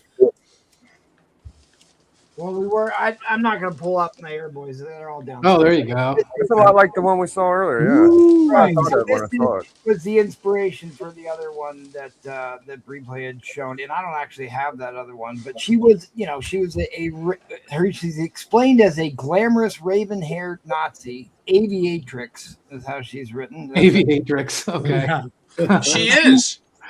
She led a deadly all-female squadron of Sky Maidens. Of Sky Maidens, but she was big time character. But like we were talking about all the characters because they really did a lot of world building, and so these are the trade for the reprints I have. They're black and white. They're a little rough, but we were just talking about Black Angel here. Yeah. This is probably my favorite Black Angel story, where she fights Baroness Blood. So she's going to be branded with the swastika there. Wow. But they had some other culturally insensitive characters, which I think the funniest one here, and if I can find it quickly enough, is One Wing Spin. Oh, yeah. Oh my gosh. But you know, there's a lot of that, and it's so funny because so many of the Nazis are drawn like Japanese people in the original Hillman books. But the originals were in color, though, right? That's just the reprint in black and white. Then it's just a trade that sits right here in case we start talking about it. I can oh, that's cool. That's cool. Out my other Air Boys. I mean, I guess I do have one still up here is one I'm going to crack out here. Nice. With the, nice dinosaur cover. Fire breathing dinosaur here. I love it. That's great. That's Airboy meets Turok.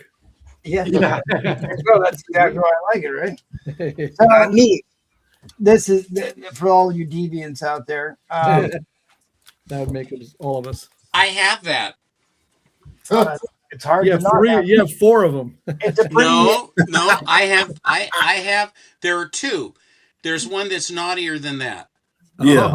It was supposed to be a play on Turner's Supergirl from the German. Yeah, I'm not seeing it. The Panini. The Panini. Wow.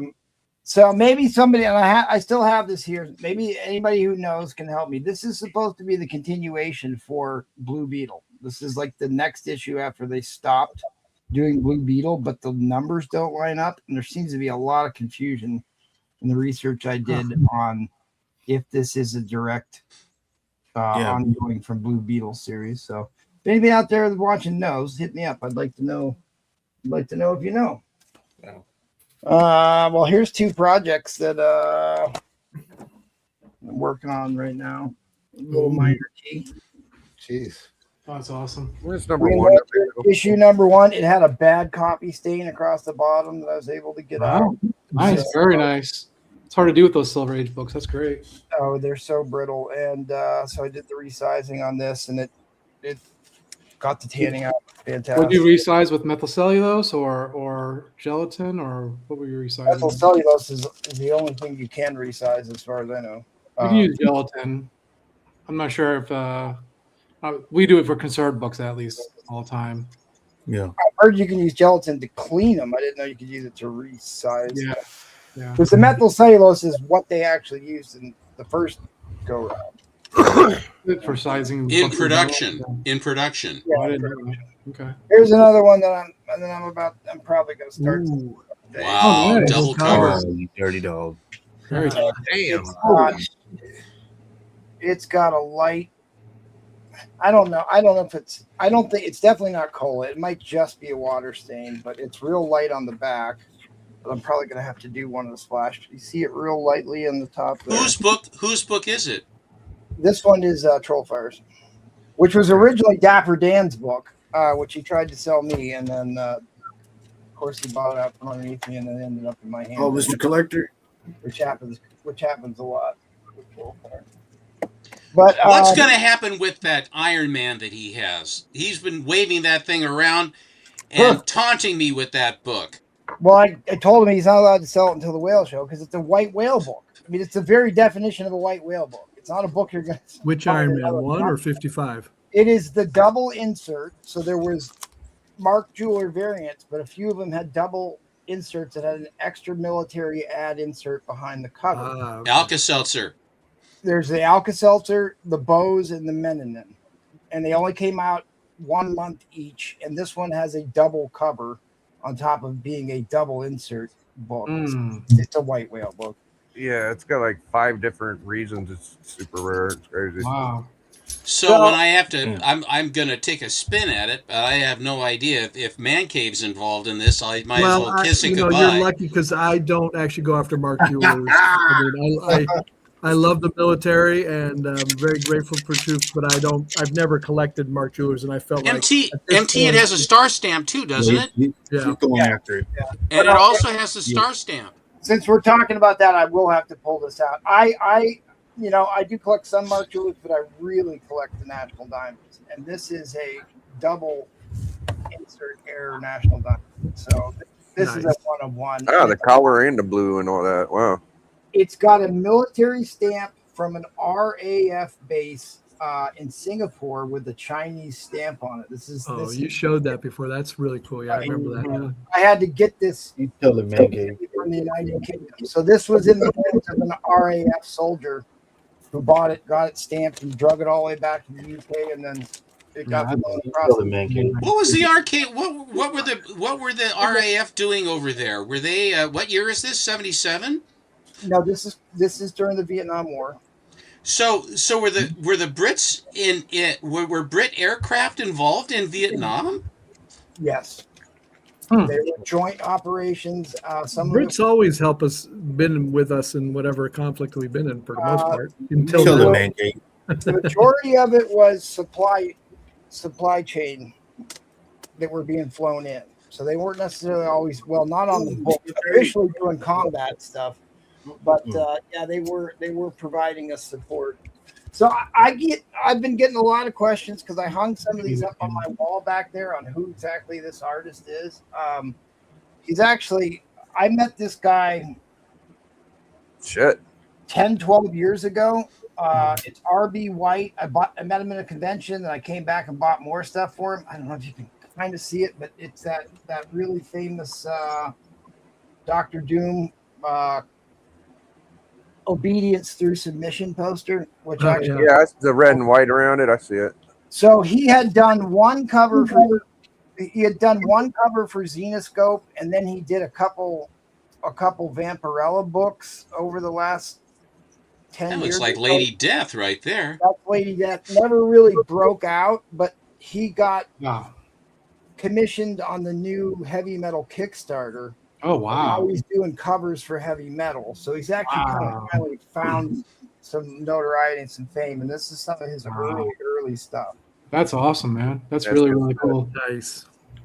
And then I got you this, tell me. this is a guy who did a couple covers for Marvel, and he did some animations. He did the Gargoyles animation Oh. stuff. Interesting. But that was in the stack with these.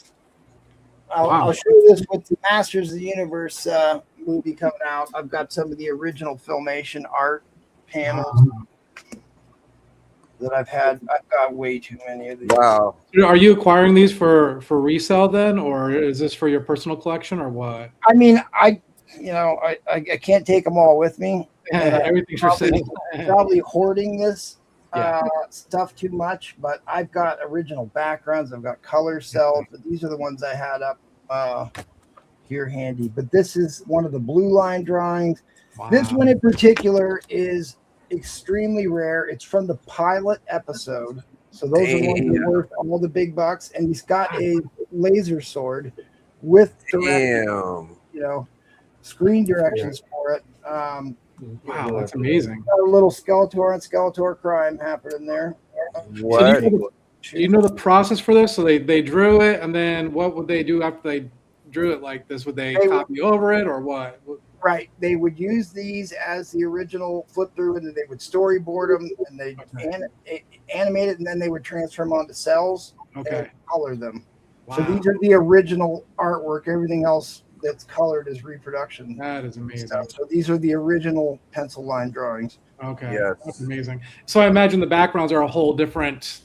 They're a whole different slide. Okay. I've got. In fact, Trollfire is the one that found it for me. I have the Castle Grayskull background from the Wow. Oh my gosh. opening credits. No way. Wow. Yeah. Dude, show us that. What the That hell, is really man? cool. Yeah, it's over there. I can grab it. But anyways, I got a Grab whole big collection of original posters that I sent to Breplay to start his whole craze on. I wish you would have never done that. But this is the one I didn't part with because this was my favorite show back in the day. Yeah, that's a great show. But there's Evil Ernie. I've got a bunch of the X-Force, X-Factor, X-Men posters. I just don't know what to do with all of them, really. And MT came in kicking ass. That was a hell of a Yeah, that's display, crazy. man. Yeah. When Crick Falusi and Billy Camp were together, it was so good. And then Crick Falusi blew up, and then Billy Camp had to do both voices and stuff. And then the thing just sort of... They played them so many times, though, on TV. My boys loved them, but, You're talking about Ren and Stimpy? I am. Okay. Well, there's a fascinating story about the whole inspiration for that. The guy that created it. It is maybe it's a little unsafe for YouTube, but Tear it up. Is Ralph Macchio associated with Ren and Stimpy at all? Do you know? It's based on a heroin addiction. Oh, wow. There you go. Interesting. One of them when he's down fat, yeah. the other one when he's crashing out. Is Really? That's wild. That sounds like it's got some merit. I like that. so interesting that you say that everything's for sale. These are I've had 9/8 of these. This is first appearance of Winter Soldier. Epting. This won the Will Eisner Award for writing. This is Brubaker, right? cover. Brubaker did the writing on this, and I've had 9/8 of this, and I buy 9/6s because a lot of times I'm tempted to just sell nice books on the show because I want to have good content for the show, but like 9/6s I seem to always hang on to. So I don't crack them out like Man Cave does. I still You might as well leave them in there. Yeah. I'm tempted to go for them until I can crack them out. Brian, are you still there? Yeah. So I want you to know that you FOMO'd me on the Airboy stuff. I went on eBay and I had to go. I found 2 of them in the States, and then 2 of them were in England. Of those moonstones or whatever. Oh, yeah. So here's my other 9/6. This is the first appearance of She-Ra. This book is probably the most valuable modern Masters of the Universe. They're going to do a sequel because it looks like this movie's going to do well. So this is a book I've owned multiple times, and I just broke down and bought a graded copy because I thought I didn't have a copy, and here I have 2 9/6s. I'll tell you what. I think you guys should do a whole show on how good this He-Man movie looks because I keep watching the previews, and I'm like, oh, he loves it. I'm not a He-Man fan at all. I'm a She-Ra guy, and dude, it looks fucking awesome. Like it looks great. Like the fan service in it's spectacular. I wish they would write a little bit more adult version. I get it that they're trying to market to the teenage crowd because that's the only people who still go to the movies en masse. They're not old enough to go to bars yet, so what else can they do? But that is my Jamie Tyndale signed She-Ra in the back up there, if you can see it. Nice. I love She-Ra's villains more than He-Man's, but He-Man's are more classic. But the villains are cooler for She-Ra. Like the storyline. The villains are always cooler. The villains are always better. The world building is fantastic. I'll rip through a couple because I just grabbed some slabs that are up here. If you guys remember when this came out, Yeah, I have a raw of that. That's a cool book. I have the sketch cover, feel it, Man Cave. cover too. But like this was such. Everybody blew up about this, and it was mature content. He basically rips Wolverine in half, throws his body in 2 pieces. Oh, that's that one. Yeah. And it blew it. It was worth a ton of money, and it took them another 8 months to come out with like the next couple issues. And like everybody was so ticked that it was so far behind because they couldn't get it approved because they were trying to put too much mature content in. Approved by what? There's no code on it. By Marvel, who doesn't allow nudity or excessive violence and gratuitous violence at the time, at any rate. But there's like a scene at the end where he goes and tracks the Hulk down in the Himalayas, and he's there with a harem of about 100 half-naked women that are in his harem. It's a great final panel. Yeah, Bleak, where you at, Bleak? There's my 9/6 of that one. Nice. This is probably my favorite comic book that I own. It's the Michael Turner. It's not necessarily the most valuable book, but I'm a huge Valkyrie fan. Yeah, and this was Ultimates 3, which was like basically the pitch for the MCU. And it is still one of the best reads because every interior art page could have been a cover. It's back when they cared about interior art. It's another of my favorite Ultimates 3 books. I have that in a raw. I love that cover. So you just like the name Valkyrie a lot, then, right? Well, I'm a huge Thor fan. I'm a huge Thor fan. So the whole mythos, the whole Nordic mythos thing, I'm a huge fan of. So I mean, Valkyrie. I mean, the Valkyrie trope has been in comics since the very beginning. Right. It's been Planet Comics. It's been in all the greats, right? Yeah. You sold me my Valkyrie. You actually did sell me a Valkyrie book that I don't think I pulled down to show, but yes, I did buy one of the first appearances of I think Barbara Norris or the Samantha Worthington. Here's a 10-cent mystery in space. Yeah, that's cool. I like that. I have that. On the moon where he's shooting, and if you can see where the laser's actually hitting the United States, that's about exactly where I live. Ohio? No, I think it looks like he's hitting Erie, Pennsylvania, right by the lake. There you go.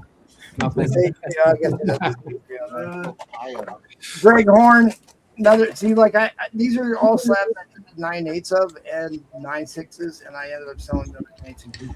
You sold me the set. You sold me a set of those. Yeah. I've got multiple raw copies, explicit content. You know, the Max was there dabbling with explicit content stuff, which really wasn't all that. Yeah, I was about to ask how explicit. It wasn't. Not. It wasn't. I looked. It wasn't was disappointed. Nearly as explicit as this book, which is one of the controversial nudity issues where they get Miss Knight and Colleen Wang hooked on heroin. Wow, that's fun. Yeah. What was that? Like you can do that in a magazine. You can't do it in a comic book. Right. I know, right? They canceled the title. They canceled the title, so they're like, "Well, we're just going out with a bang." And they, Okay. It's a little Literally. bit. It's not as bad. So okay. That's probably a little bit of a pricey book. Yeah, it is. They just updated their nudity, controversial nudity. Last issue, controversial heroin. There's a lot of facets. Yeah. Wow. There's a lot going on in that book. Here is a pedigree book from the Winnipeg, which is The World's Unknown. This is again part of that whole relaunch of the Golden Age horror sci-fi titles in the Bronze Age. Very cool. So that's cool. I have a few Winnipeg Strange Tales. There's my other. That's issue 2, the sketch variant. But it's great read. If you haven't read this, they keep talking about trying to turn that into a movie. I think they're going to have a hard time getting. Now, does the Hulk get better afterwards? Or? I mean, it would be a hard R if they did. Here's another one. I'm going to crack out. This is First Shield. Yeah, that's wonderful. Yeah. Very good book. Super iconic. A lot of firsts in that one. Yeah. First War Machine. That's badass. I never did get that damn book. I like it though. So this particular slab, I have bought and repurchased back 3 times. Damn, the same one? The same exact slab. Holy schmoly. Sold and bought back 3 different times. Really? I got lucky and got mine at my LCS and just kept it. I thought about getting another copy because it's so undervalued, dude. Yeah, you tell him, Biggie. It actually happens a lot. We tend to buy books back and forth from each other. So did you profit every single time you bought it back, or how does that work? No, okay. He made money coming and going, let me tell you. If you watch our show, making money is not something I do on our They come back to you 3 times, usually people. So I brought this one out because Breedline and I have talked about this because this guy signed his book. No, you got another one? Yeah. So you're kidding. The guy should have got a pedigree because he's had a bunch of really high grade slabs with his initials on the back, and most of them were CGC, but this one was a CBCS, and that's why they gave it. It is a Mark Jeweler, by the way. Interesting. And no, they were all Mark Jewelers. They were all Mark Jewelers. There was a tremendous amount of Mark Jewelers, right? And so they're not as hard on this type of stuff on the grading these days. So I thought about sending this one in on that. Well, if he was in the Vietnam, the VC certainly would have been involved, wouldn't you say? Yeah. One would think. So what? But what if is there a cutoff for like pedigree, like as far as like time periods where they're like, no, that can't be a pedigree? No, you can have it in any era. The thing, it's like the Medal of Honor. It's not so much that your collection's that good, is can somebody write a good enough story to make it compelling enough? Interesting. So it's you have to have it. They usually want it by one collector, but we know that's not true because there are multiple owner collector pedigrees on there. Really? Right? I didn't know that. Oh, wow. Brothers that had an account that got one. Circle 8, I think, is one of the ones that wasn't a single owner. But it's like the Medal of Honor. Okay. This is a heroic enough deed. Somebody has to tell a compelling enough story about. That's interesting. So Okay. here's another one. I'm probably just gonna crack this and resubmit it. This is the first Spider-Man in Avengers. I think I can turn this into a 9092 pretty easily. That's not a reprint. That's not the reprint. That's the regular one. No, that's the original. They redid this as a annual later on. Right. The cover's a little bit different, but this is the Avengers 11, right? I remember when that book came out, and for whatever reason, I like green covers, but that one just never lit me up for some reason. Is that a Don Heck cover? He might have worked on it. I'm trying to remember. I thought it was, yeah, it's a Don Heck. But it's Jack Kirby too. Jack Kirby by cover art by Jack Kirby, and who the heck is that? But Don Heck also did art on this book, so he might have done the coloring on it. I love how Spider-Man's drawn on that. That's so cool. It's a compelling cover. And Spider-Man's, big crossover into the other flagship title there. That's fantastic. That's so funny to think that X-Men didn't do well, almost got canceled, went into reprints, but Avengers have never stopped since. Yeah, that's true. That's true. So anyway, I'll show one more and then we'll get to it. This is another one that's like in a low enough grade that I'm not compelled to sell it, but this is one of my absolute favorite covers. This was the Cosmic Cube. This is one of the first Silver Age books I ever read. And the Red Skull appears, but this is the first cover appearance of the Cosmic. What is the first? Is it a Tales of Suspense? The first Cosmic Cube? Tales of Suspense. It's in a Tales of Suspense. That yellow cover with him. Also, Red Skull holding it. Yeah, yellow cover. Or doing something. He's not holding it because that's the first cover. That's. You know what? You maybe you're right. Maybe that is the first cover appearance. It's the one where he's holding it up. Yeah. Bright yellow. Yeah. But this is it's a classic. This is a Scarabin, and this one I think I could actually get a bump on too. But it's like I'm almost tempted to leave it, so I'll never. The first 20 or so Captain America Silver Age books are great. I know might be a $150, $200 slab or something like that. Not worth that one. But at any rate, that's all the news that's fit to print. My goodness. That's great. Good run, man. I love that stuff. Hi, Russell. Good. How's everybody doing? What's up, Paul? That's all the reason I thought I sent you an email. My bad. Thank you for letting me know. Sending me that. You looked out for me. I probably did send it to him. I don't know too many Pauls. Oh, yeah. Bernie. Just saw that. Yeah, there we go. Yeah, I had that. I got these in a box. That's a badass cover. That's probably one of my favorite. Oh yeah, that's a Bree playbook. Oh yeah, that's pretty good. Tell the man cave. Pretty good. I think, right? Is that the first meetup with those guys? I forget. I think so, right? No, they met in the annual was their first. Oh shit, yeah. First cover. All right. Oh, that's when Magneto was smashing. Savage Land. That's first Savage Land Rogue. Damn. Dude, that is a fun. I got a 9.8 of that. It's a super iconic cover. Mr. Still Your Girl, Magneto, dude. Yes, sir. Oh, I love that. First Silver Samurai, dude. That is badass, dude. This is probably. It only has one spine tick on it. Who did the cover on that, dude? Is that Kane or Miller? Who did that? I don't know. Shit.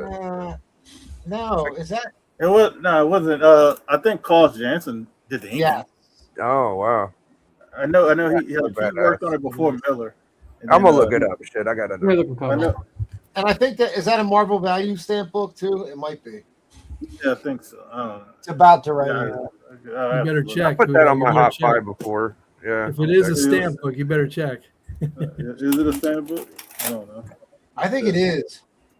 I opened it up before. I don't remember.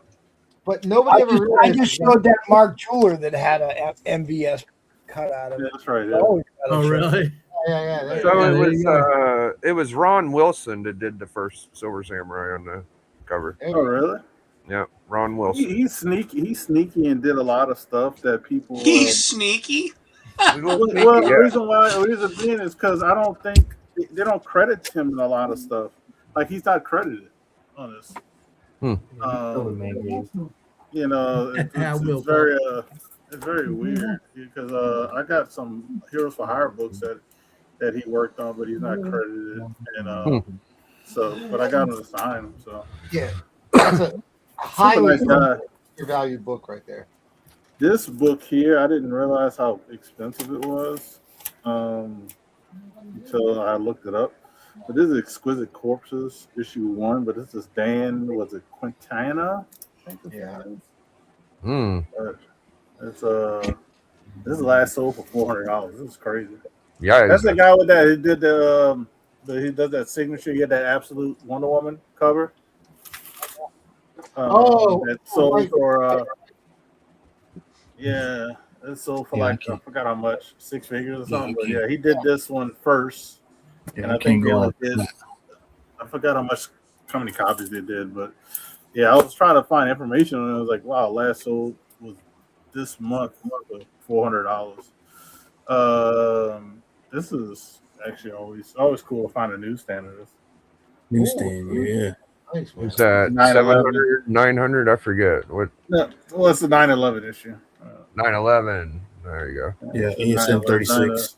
Yeah. So. Thanks for that, the newsstand, and then it's always nice to find us in a 9/4. Oh, that book is getting a little more pricey. Yeah, that one's a good book. That's the direct. That's another one of those books that started to look orange towards the back of the print run, and that's you tell him, man, Gabe. Well, I got that one from you, MT. Indeed, you did. Indeed, you did. It's a nice little 9/4 high grade copy of it. I think it might be a 9/6, but. Let me show this one more time because I don't think I'm gonna send this to Short Box, but I saw somebody showing somebody on Facebook was showing it off, and he was like, "Oh, I got the Peanuts one." I was gonna send him this copy because he had the other copy, which is expensive. So I have, he had the red label, which is still expensive. But he had misquoted it saying it's the first Peanuts, and I was like, first Peanuts is like a tip top.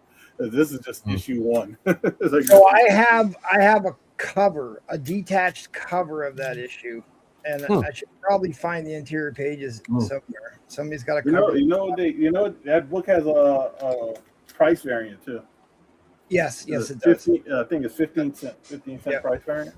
So there you go. That's all. I'll just show those. Oh, let me show this real quick, baby. Yeah, man. Charles Schultz. Just because they only made like 1,200 copies. Oh hell, I can't follow that. Yeah, the first Punisher War Machine second print. That's less than 1,200 copies were ordered by LCSs. I don't even own a raw copy of that book.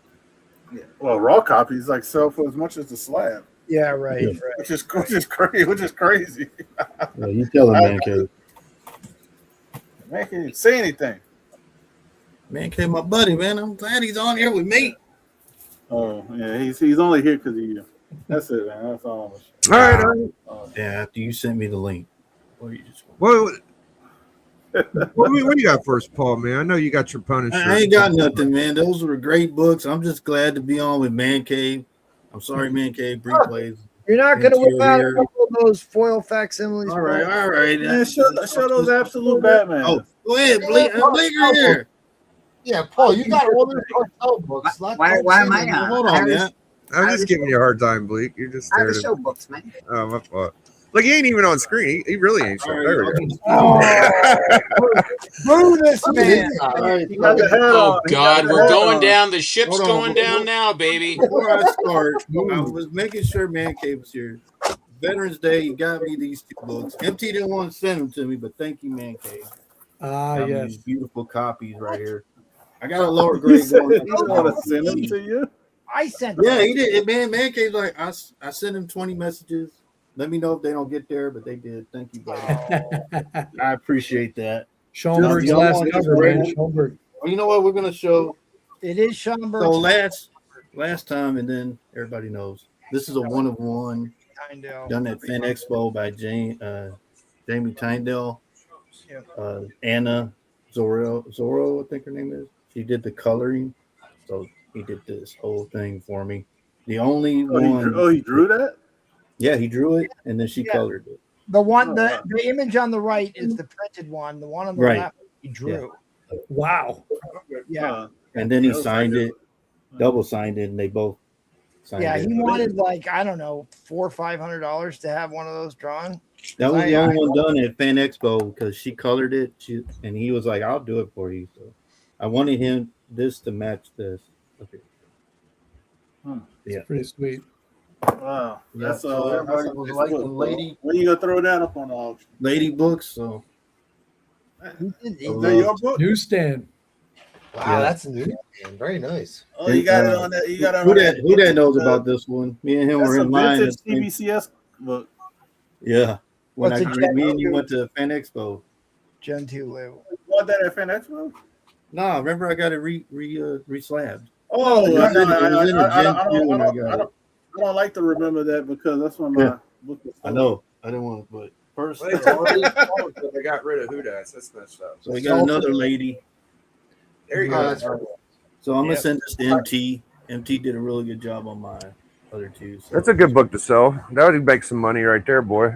No, Well, let's go like- to MT. Like as we said, like the Silver Age dialed way back on female covers. It's one of the few Silver Age Marvel books where there's a female on the cover taller than 2 inches. There you go. Yeah. This is done by Dawn. Beautiful Mary Jane, like Venomized. Yeah, she was at Fan Expo. Huh. So it's like a Chick named Dawn. I didn't know. Nice. yeah, the artist. Yeah, that's her name. I thought it might have been the character when you said it, but all right. Yeah, she signed it. But beautiful Mary Jane, Venomized. The character's name is Sunset. Probably is. Damn, look at that, babe. I've been wanting this book, so Pride of Venom. I mean, the Bride of fine, Venom. dude. That's another one I had a 9.8 of. I wish I wouldn't have sold. That's a great book. Looking for that book. You can get it again. It's very. This is my favorite cover, but this is the this is a con foil. You know Cliff Paul? I didn't know you guys were friendly. I didn't know that. Yeah, Cliff. Yeah, Cliff. He That's your watches guy. All it, right. but you gotta have the original. Oh, I didn't know you had the original too. Who's that? Is that Yeah, Cartel? but that foily pop. That Middleton. You got a Middleton. Yeah. Old I know a Bad. little bit. I don't know much I about that. know a lot of. No, Man Cave doesn't like that. He likes this. That's Roman Curtis's book. That's your favorite That's right a great there. book. Come Paul on, loves Nightmare. that book. Yeah. Night Nurse. Yeah. That's a tough one, man. Not a lot of people have that. So I this got is that. I got that in the Yeah, 9. the high grade this comes is on that. EOM and signed by him. He does like these. What? That's his EOM signature. That's the signature. Oh, Paul's just making shit up now. All right. No, it is. Look, that's his signature. You need a misinformation. Yeah, where's the misinformation? Okay, I mean, that's his signature. No, Yeah. and Oh, this one is of the these, sign. I know somebody likes this one. That's a good Oh, book. Yeah. there you Steppo go. likes that one. White David rat. Fincher. Steppo has it. Steppo has it. I have that. Take him off. I have a 9. I think I have a Take 'em off. 9.8 He's like, he's doing slab of it. 9.8. And Nice. number 3, the Paul has owed me that book now for art like 5 months. exclusive. Damn, Paul, you give MT his damn book, man. Come on. Give me Hey, that man, that man don't deserve that. David Fitch book. So I seen Man Cave show this. I got this one. Oh yeah. Okay. Yeah. So this is yeah. the That's- Pressman. Yeah, that's the board game. The board. That's Yeah. a pretty good one. That's the, what, Nabisco? Some shit? Nabisco? Now it's on the it Pressman came in a board board game. Came in a board. This, the game. board this one game. came in the board game, and then this one I think you had to mail out. How many versions of that one is there? Is that the big one, or is that like the That's the second? most This one's- valuable. Most, That's the most most more valuable. weight. Oh, There is shit. one more X-Men book, but You lucky dog, you. You got one of them super rare joints. Look at you. always, man. They're all card. They're all. Everybody card. knows about this book, but I'm gonna show it. But this is a Oh, Hey, you got the. I knew that fucker was coming. I was like, oh, look at Dracula. No way. so this is a Roman Curtis book. I found a couple. But yeah, this is a running joke with us. You ever want to get that one, Doc? You ever think about getting that one? You couldn't find that book. Which one? Show him the Sorry, Dracula again. my son was distracting me. No, you're This good. is, Does that the interest one you at all, or It's the one in That's 20. cool, man. it's the Dracula X-Men? Yeah. Yeah, It's so the Roman version Curtis of is saying that Dracula. if Dracula comes, it's going to be in this image. Nice. No, yeah, absolutely. You couldn't DC find needs it. a little love, so I gotta get that book too. Constantine. Are we gonna see that? We gonna see these on the wheel? no, we ain't Yeah, seeing there'll that. be books you couldn't get. But make sure that this one has the pinup, guys. If y'all get this book, That's right. Make sure you got the Superman pin up. got one of these. That's nice. Oh yeah, Wendigo. It's got a little. It's the first one. Yeah, first Wendigo. Wendigo. But I think. And they don't deduct for that anymore. Oh yeah, I'm glad you're in here, Team Nerdy, because I got a few. But Henry Cavill playing this guy. Hey. Bleak, there's your book. Yeah, Bleak likes that one. So TM Nerdy and me think alike. I've been Hey, looking for this book for a long DCU. time. There you go, TM Nerdy. DC logo. This thing is hard to find, but I may get it graded. But We got the TM Nerdy fans in the house, and I like it. That's yeah, like the TM most, Nerdy and me think alike.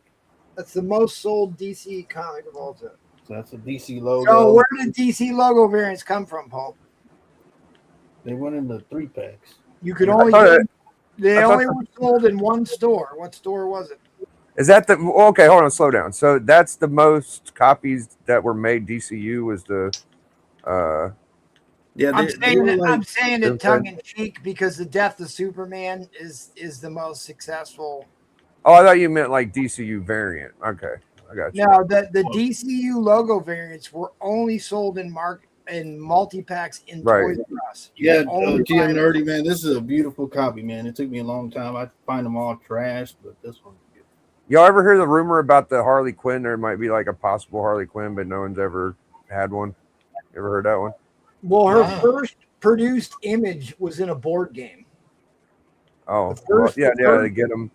Commercially available image of Harley Quinn was in a board game. So I got Witchblade number 10, First Darkness. That's a key. Signed by Yeah, TM. yeah. That's another Michael TM Turner. book. TM likes that, I think. Michael That's- Turner and Mark Silvestri. So it was already signed by Michael Turner, but when I got it signed by Silvestri, his wife was like, "Oh, look, baby, Michael Turner." I wonder if Rad has that. You got that? Oh, I think Rad took off. Shit. Dude, I have an Oh, you did? I was an trying that. obscene collection of Witchblade.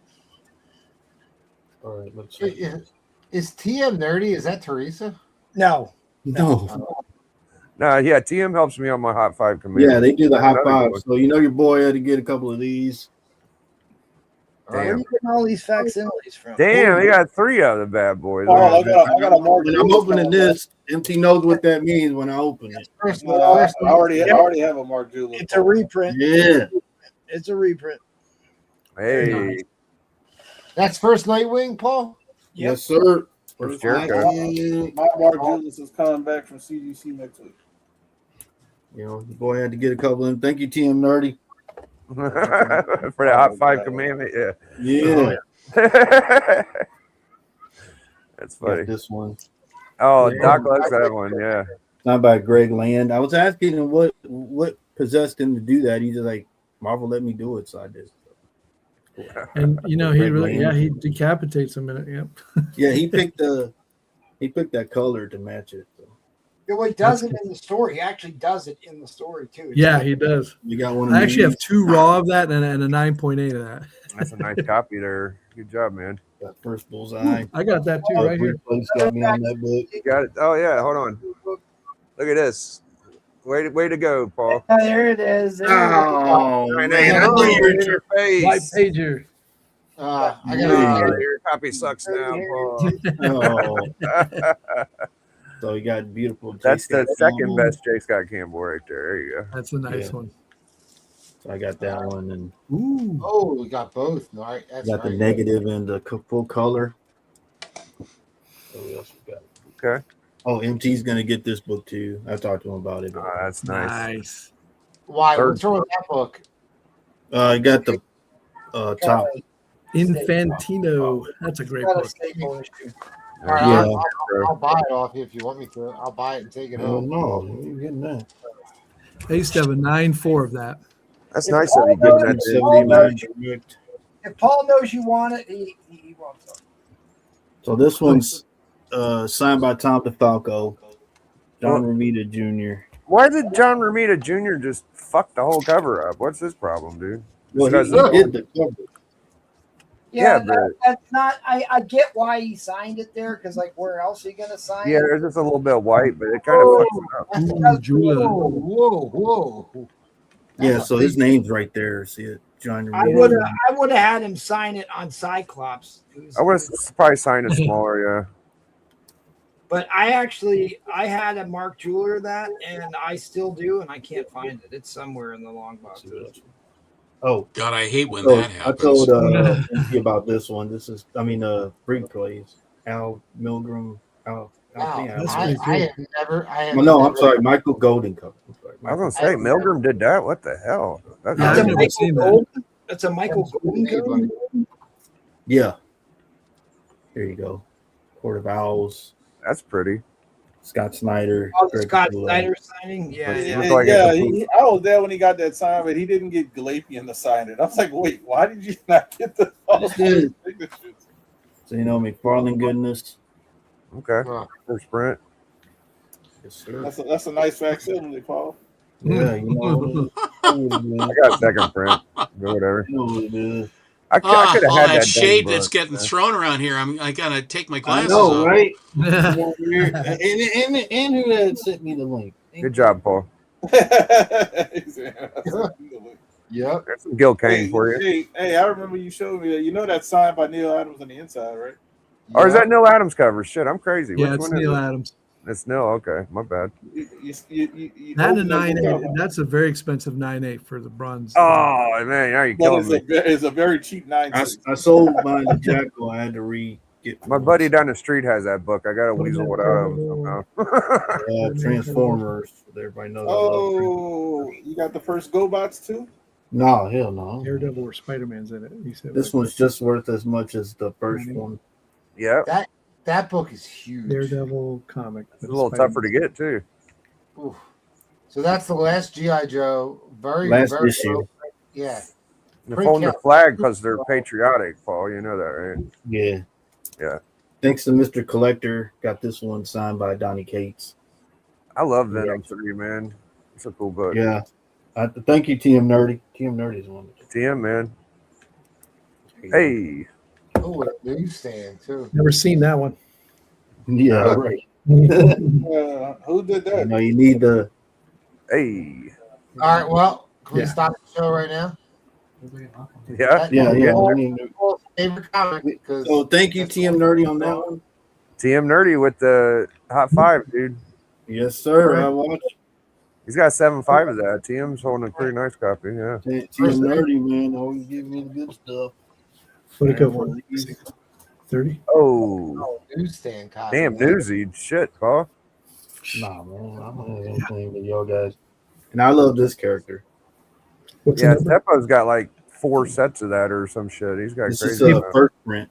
Hey, Paul, check your Daredevil 16. A 9.8 just went for 30 grand. Damn. No, that ain't that one. Yeah, that's an expense. That's been getting higher too. I don't like that. I have Where's the newsstand? Ah. There you I go. got my copy of that from MT. It's a good looking book. I knew Man K was watching. Wonder who did that cover. Ooh, Kirby. I don't know. Ramos. I don't have that one. I got the one with Warlock. Or him. This one. This is MT's favorite cover. That's I a good do. one. I need that one. Yeah. It's the best man skirt cover. I love this book. Okay. The third print. Noel Yeah. on the cover. Yeah, that was the big one at I one think he's point. coming back, or Noel. He's too good of a character to kill off completely. Second Batgirl. Oh, dude, I love that. All right, wait. Let's take a second. That's a beautiful cover. Oh, start. Yeah, I Savage, really, right? I think that's better than her first cover. We don't need a spine. We're not buying a book, Paul. We don't need a I'm- spine slide. You don't say nothing to Hindsight. MT when he does it. Well, he's got that hat on, so he's all over the place. Prowler. Yeah. Prowlers be prowling. I love this cover. I do got one of those. Got a nice slab.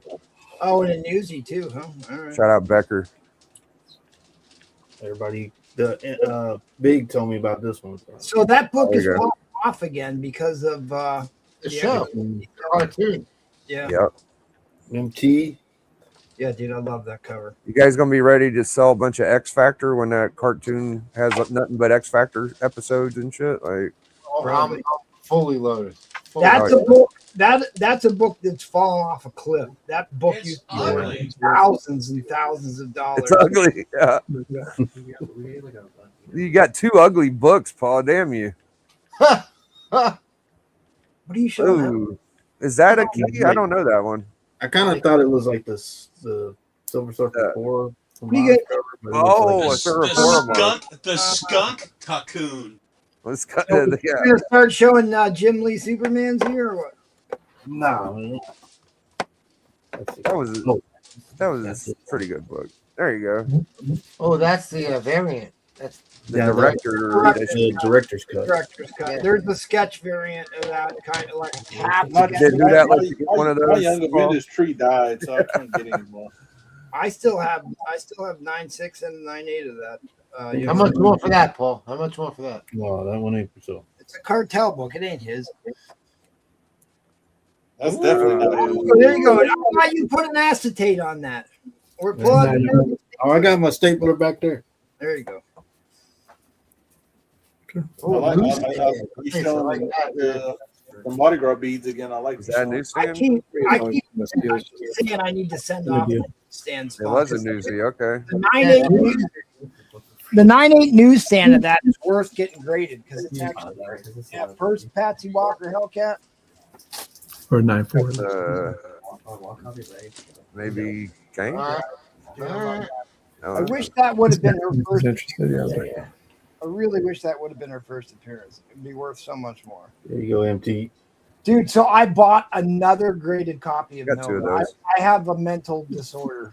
I bought another. Look, Al Milgram. There you go. Oh yeah, I love that one. Good old days, right, Paul? Yep. Just to let y'all know, the vehicle will not move unless she's in the front. That is how that works.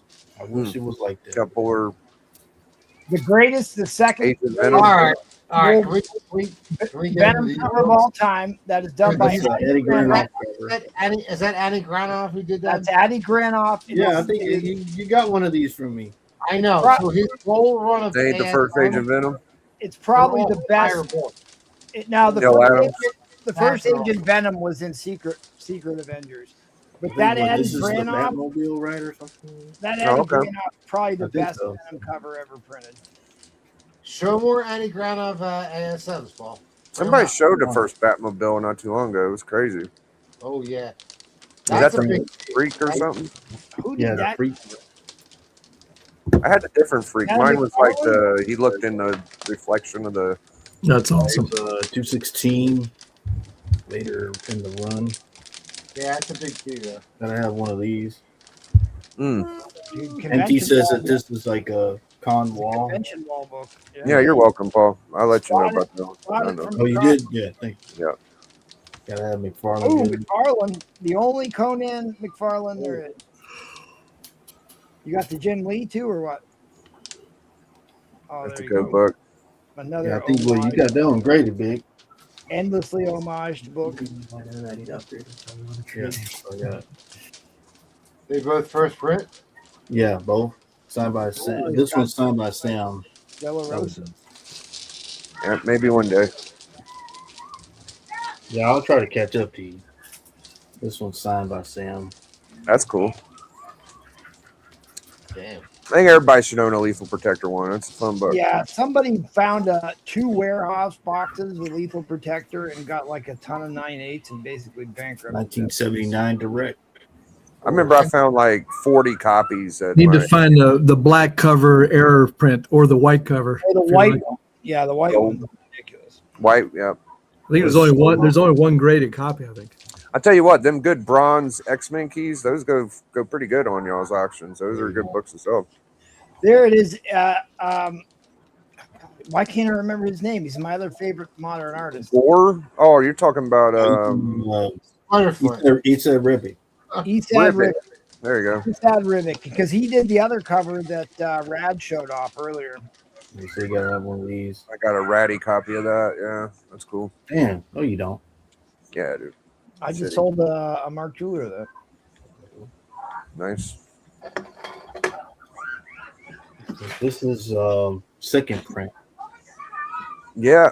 You see his head. Mark Bagley cover. Yep. Took his mask off for you.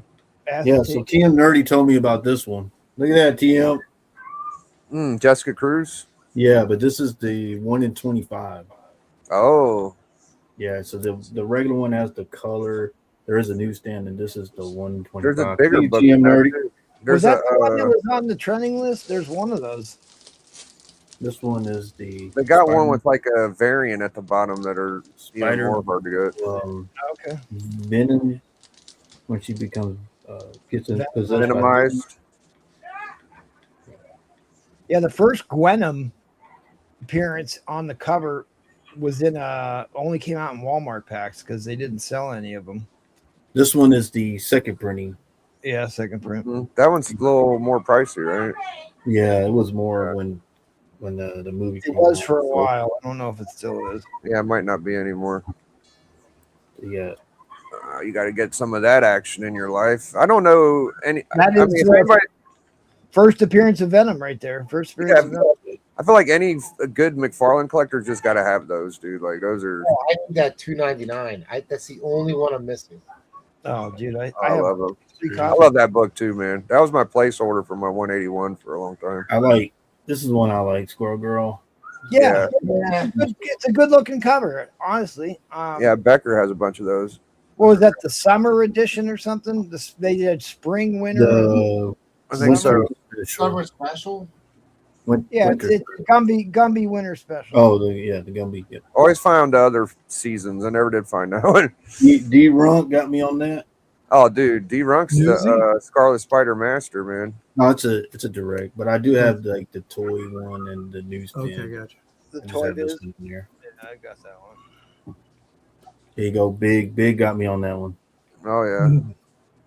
I got a 9/8 graded copy of that from Houdat, and then I sold it to a guy in Canada. This is a very underrated book. Like First Doc Samson. Yeah, it's such an underrated book. It's a great. I mean, the great cover art. Like, oh boy, Spider Woman. Yeah, it's Marvel Spotlight 32. Then I think Spider Woman 1. She changes her suit. Well, who did the cover? That's not Ditko, right? No, I don't think so. I think that's I'm not sure. it's not Buscema. Probably a Buscema cover. Yeah, I think Man Cave knows. He told me about it. There you go. There you go. First Infinity Gauntlet.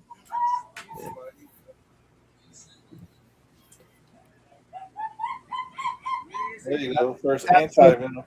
No, that's this is the regular. That's the regular cover to the Addy Granov he showed us a little bit ago. Yes, sir. Got that one. Ooh, that's how many books you gonna pull out of that magic short box? I can stop. I'm sorry. No, it was an excuse to make the magic short box joke. Oh, okay. First, what you call it? Cosmic, yeah. I've always liked Cosmic Ghost Rider. Yeah, that's a great cover too, man. And then You got the old school Chino on tonight. I like it. Oh yeah, I thought you were gonna catch that big. Took me a while. I got it though. That's another one. That's another one where a warehouse find kind of bankrupted that book, unfortunately. All right, Paul, are you going to show your entire Cartel comic collection? He did. He's getting close to his Punisher. I'm surprised he ain't showed it yet. Like, where's the Punisher, dude? I don't know. This is another big one. Yeah, I had the Newsy. Yeah. We got it. I got mine for like $5. I'm planning my escape here, Paul. All right. We got some very important people on panel, Paul. You got to unfortunately wrap it up. Man Cave wanted me to show him, right, buddy? That's right. All right. There you go. Oh, there you go, Lady Death. No, you're done, Paul. Come on. You're done. Yeah, that's good. Thank you, though. You killed it, man. I've looked at that hat long enough, Paul. Yeah. I actually have to get to jet my boys, but Yeah, I was about to wrap man, it up. came up here, buddy. I know you were here. It's been great hanging out. Peace. It was a 4-hour stream, Doc. Sorry, dude. Thank you for hanging in, It's all man. right, man. It was my pleasure. I'm sorry, Doug. You guys keep but- going. No. It's all good. Thank you for those books, though. I appreciate Yeah, it. I have to My spend pleasure. another 6 hours with Paul tomorrow night. So There you go. Hey, man, Cave, and thank you, man. Cave, he always shouts me out and how Yeah, have a good professional night, I am man. on the shows. Thank you, buddy. You're very welcome. You guys take those care. are great books. All right, I'm escaping. Damn, well, you There we go. ran away, guys. ran away, man cave. Leaving 2 MT. Have a good night, MT. You guys. All right, MT. Bleak, where you at, Bleak? I'm here, buddy. I'm here. Yeah, we're about to wrap up. I'm sorry, brother. I didn't mean to do that. No, you didn't do nothing. Paul's didn't leave any air in the room, for Christ's sake. Just, Yeah, you're right, Bleak. There's a book I got from Bleeker right there. It's not my hey, that's a good book, man. That's an underrated book. I don't care what anyone Yeah, says. damn, I don't have that one, man. It's a Gil Man, Kane. That's a man. Bleeker book, man. That's one I talked about Yeah. for a long time. Oh, this one I I got don't a know. Voltron. That was Bleeker book. And Bryce showed the first Peter Parker Deadpool, so I got this. Oh yeah. You know what? Funny story, Big. When you showed that, I went and hunted and I found one. Yeah, you Great. showed me you got it. Yeah, you did good. Yeah. I actually have that book. Actually, I do. I have the cable dead. No, you don't have that book, Bleak. I do. I got the whole run, motherfucker. All right. Well, let's do promotions, and for me, check out yesterday's book show, High Five Commandments. I got okay from Archivist and all that good stuff. Thank you, everybody that came. Stepper, you got anything you want to let the people know? Tomorrow, let's see. Saturday, I've actually have a day off from comics. Sunday will be a doubleheader. I will be on Church, and then I will be with Mr. Atkinson and Nate Hall. Yeah, we'll be on the Super Show, and on Monday for our Monday special, Alan and I talked about it, and we're going to do Timely Comics for our Monday special. Yes. So it should be pretty good. We'll various and assorted of the Timelies. We don't show them all that. I mean, we don't show Timelies very often. We try not to show a lot of the bigger books, too much, because then they kind of feel like, ho hum, there it is again, kind of a thing. You don't want to get into that. Julius, would you send me your address one more time? Yes, sir. You already got wrapped up. Thank you so much. Appreciate Yeah. it. Julius. Very nice. You hit me with the government, man. Wow. Yeah, he says, whoa. I didn't mean to scare. I didn't mean to scare you, Biggie. No, I'm no, no. sorry. You're God, fine. it was my dad's calling me or something. Yeah, I don't know, dude. I'm on Astonishing Auctions. We do shows a lot. We don't do shows Tuesday night. We don't do them on. I'm sorry, Monday and Wednesday we're off. Every other night we're pretty much on. So check us out there. Biggie, thank you. We're not on dude. Friday. On Paul, Friday we're not on. Paul, shut up. But we're That not on airboy, Friday. that airboy story was awesome, man. That was cool as hell. Yeah. And Yeah, and your phone. Did you check your Instagram there, Brian? No, not yet. Yeah, No. I got those 5. I bought 4 of those damn books. Those moon glows or whatever the hell they are. Oh my God! You already got that with the girl on it. You already bought it. Wow. Yeah, I got one that you didn't have, but they've censored it. I don't know what's on it, but it's Oh, on yeah. your cell. It's on your cell phone. Anyway, a couple of them I had to go to England to get them. So don't do that anymore, will you please? I'm sorry, dude. They're so rare. They're worth picking up if you're an Airboy fan. I am. Biggie, thank you very much for having me on, and thank you you. for incorporating the Astonishing guys on your show.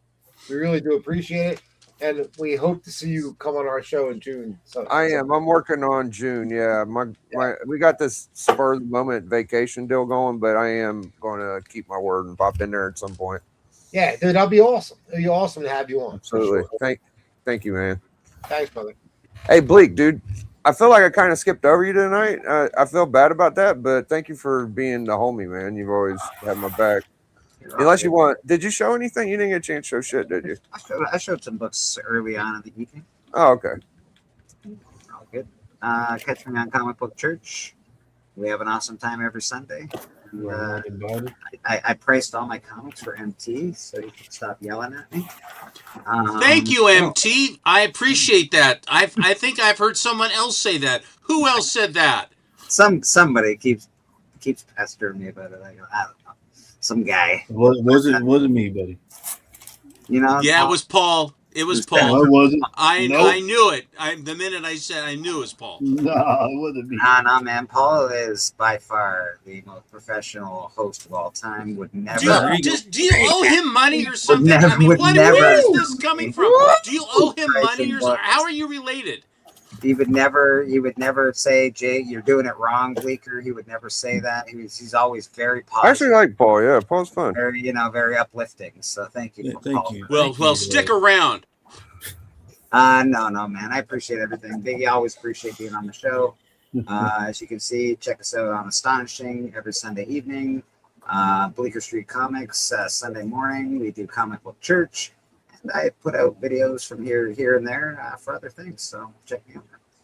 Yeah, me and Bleaker's gonna be doing the speculation comic book draft. We ain't forgot about that shit. We're still gonna be doing that. It's not too complicated, but it's gonna be a little work. That's all. Yeah.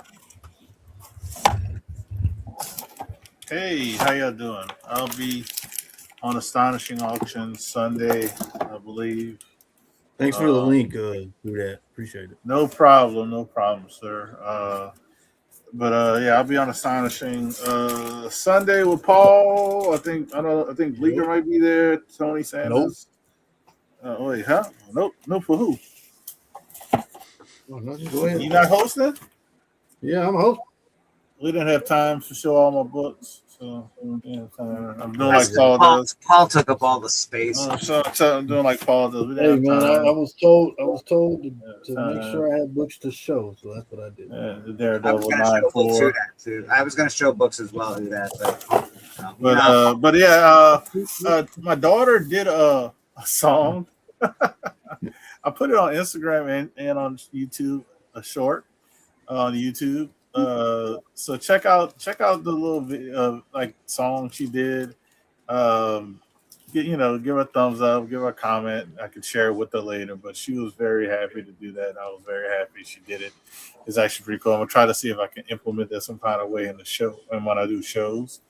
Maybe like a intro or something, or outro. Figure it out. But yeah, she was very excited to do that. Oh, I gotta show Bree this. Look at this, Bree. Yeah, it's triple signed. So I got all three creators signed it. I bought it raw from a guy in New York, and he was like, "Oh, that's high grade." And yes, definitely was. But yeah, and I'm always on here with Biggie. I've been getting a lot of his shows on the afternoon when he does like little pop up kind of shows. So yeah, I've been popping on there. What else? Church on Sunday. And we'll probably do another Band of Brothers auction. Probably, I don't know. We'll probably do it next month. We'll figure it out. But actually, probably won't be. I won't be available. I just thought about it. I won't be. I won't be home. Going to Alaska. Yeah. You're going north to Alaska, right? Yeah. I just thought about it. So maybe July. Maybe. Don't get eaten by polar bears, brother. No, I'm not gonna get that. I'm not gonna get that close. And what they told me is you got to worry about the grizzly bears on it. Them too. Don't look around with that. But yeah, how far north are you going to go? Are you going to go up to Fairbanks? Are you going to go? How far up are you going to go? The crew it goes to Juneau, Ketchikan. I forgot. It goes in Canada as well. I can tell you, but yeah, that's all I got right now. I mean, I have a lot of stuff coming in from CGC next week. So you want to see? Well, it's nice to know that somebody's getting something back from CGC. Yeah. Well, look, you know what? No, this is the problem I have with CGC. Besides them not opening your books fast enough, is when you finally get your stuff graded and it gets to the shipping, it'll get to the shipping part, right? And it'll stay in shipping for I don't know how many days. Like mine, it says in shipping since yesterday. So I was like, oh, it's gonna get shipped out today. Guess what? It's still saying in shipping. So I don't know what the grades are. It hadn't been shipped out. It's like it kills me. But yeah, this I got trust me, you're not the only one that's waiting on stuff. Yes, I am. No, I got stuff. So I'm going to Juneau, Skagway, Armored Ford, Ketchikan, and Port Rupert. Prince Rupert. Prince Rupert. I'm sorry. I don't even know why I said Port. You know, I'm tired. But yeah, that's why I'm going. Canada. Yeah, safe travels. Who that? Unfortunately, you ain't going like tomorrow. We'll still be able to see you before then, but we're hopefully all that is a great time. You know. Yeah, but yeah, it's gonna be fun. So check us out Sunday. We have a lot of fun when we're on there. One of the best hosts, Paul Comments. Yeah, I think MC took off, so it's all on. I mean, Brian did it. Thank you for the link. Who did? Thank you. We got some gout. What do they call that? No, thank you, Big, and everybody on the panel. I'll be on tomorrow. We're going to do a super auction, so I have some nice goodies on there. Sunday, I'll be hosting with the great Who Dat, and then Mr. Bleak. So yeah, Carlos. Oh yeah, I do. So I do Carlos on Wednesday. We do the giveaway show. So if y'all want to see like new comic book hauls that I do, y'all check that out. But yeah, y'all tune in on Biggie for the top 5 commandments. Thank you. Yeah, appreciate everyone, and Bree too. Bree's my boy. So yeah, it's hard to teach Paul all this. And Collecto and Man Cave. See you, Navy. Yes, sir. Hey man, long awaited. Glad you made it. Yeah, it was fun tonight. We had surprise guests pop in late, and you guys even FOMO'd Steppo to buy like 4 books, so that's pretty. Yeah, good. What a surprise! What you just show there? I can't let you sneak one in. Yeah, that's great. Ooh, there you go. Ooh, Power Girl. Wow. Hey, Chihuahua. Wow. All right, guys. We're all turning into pumpkins. Catch y'all later. Thank you so much. # enjoy. Biggie.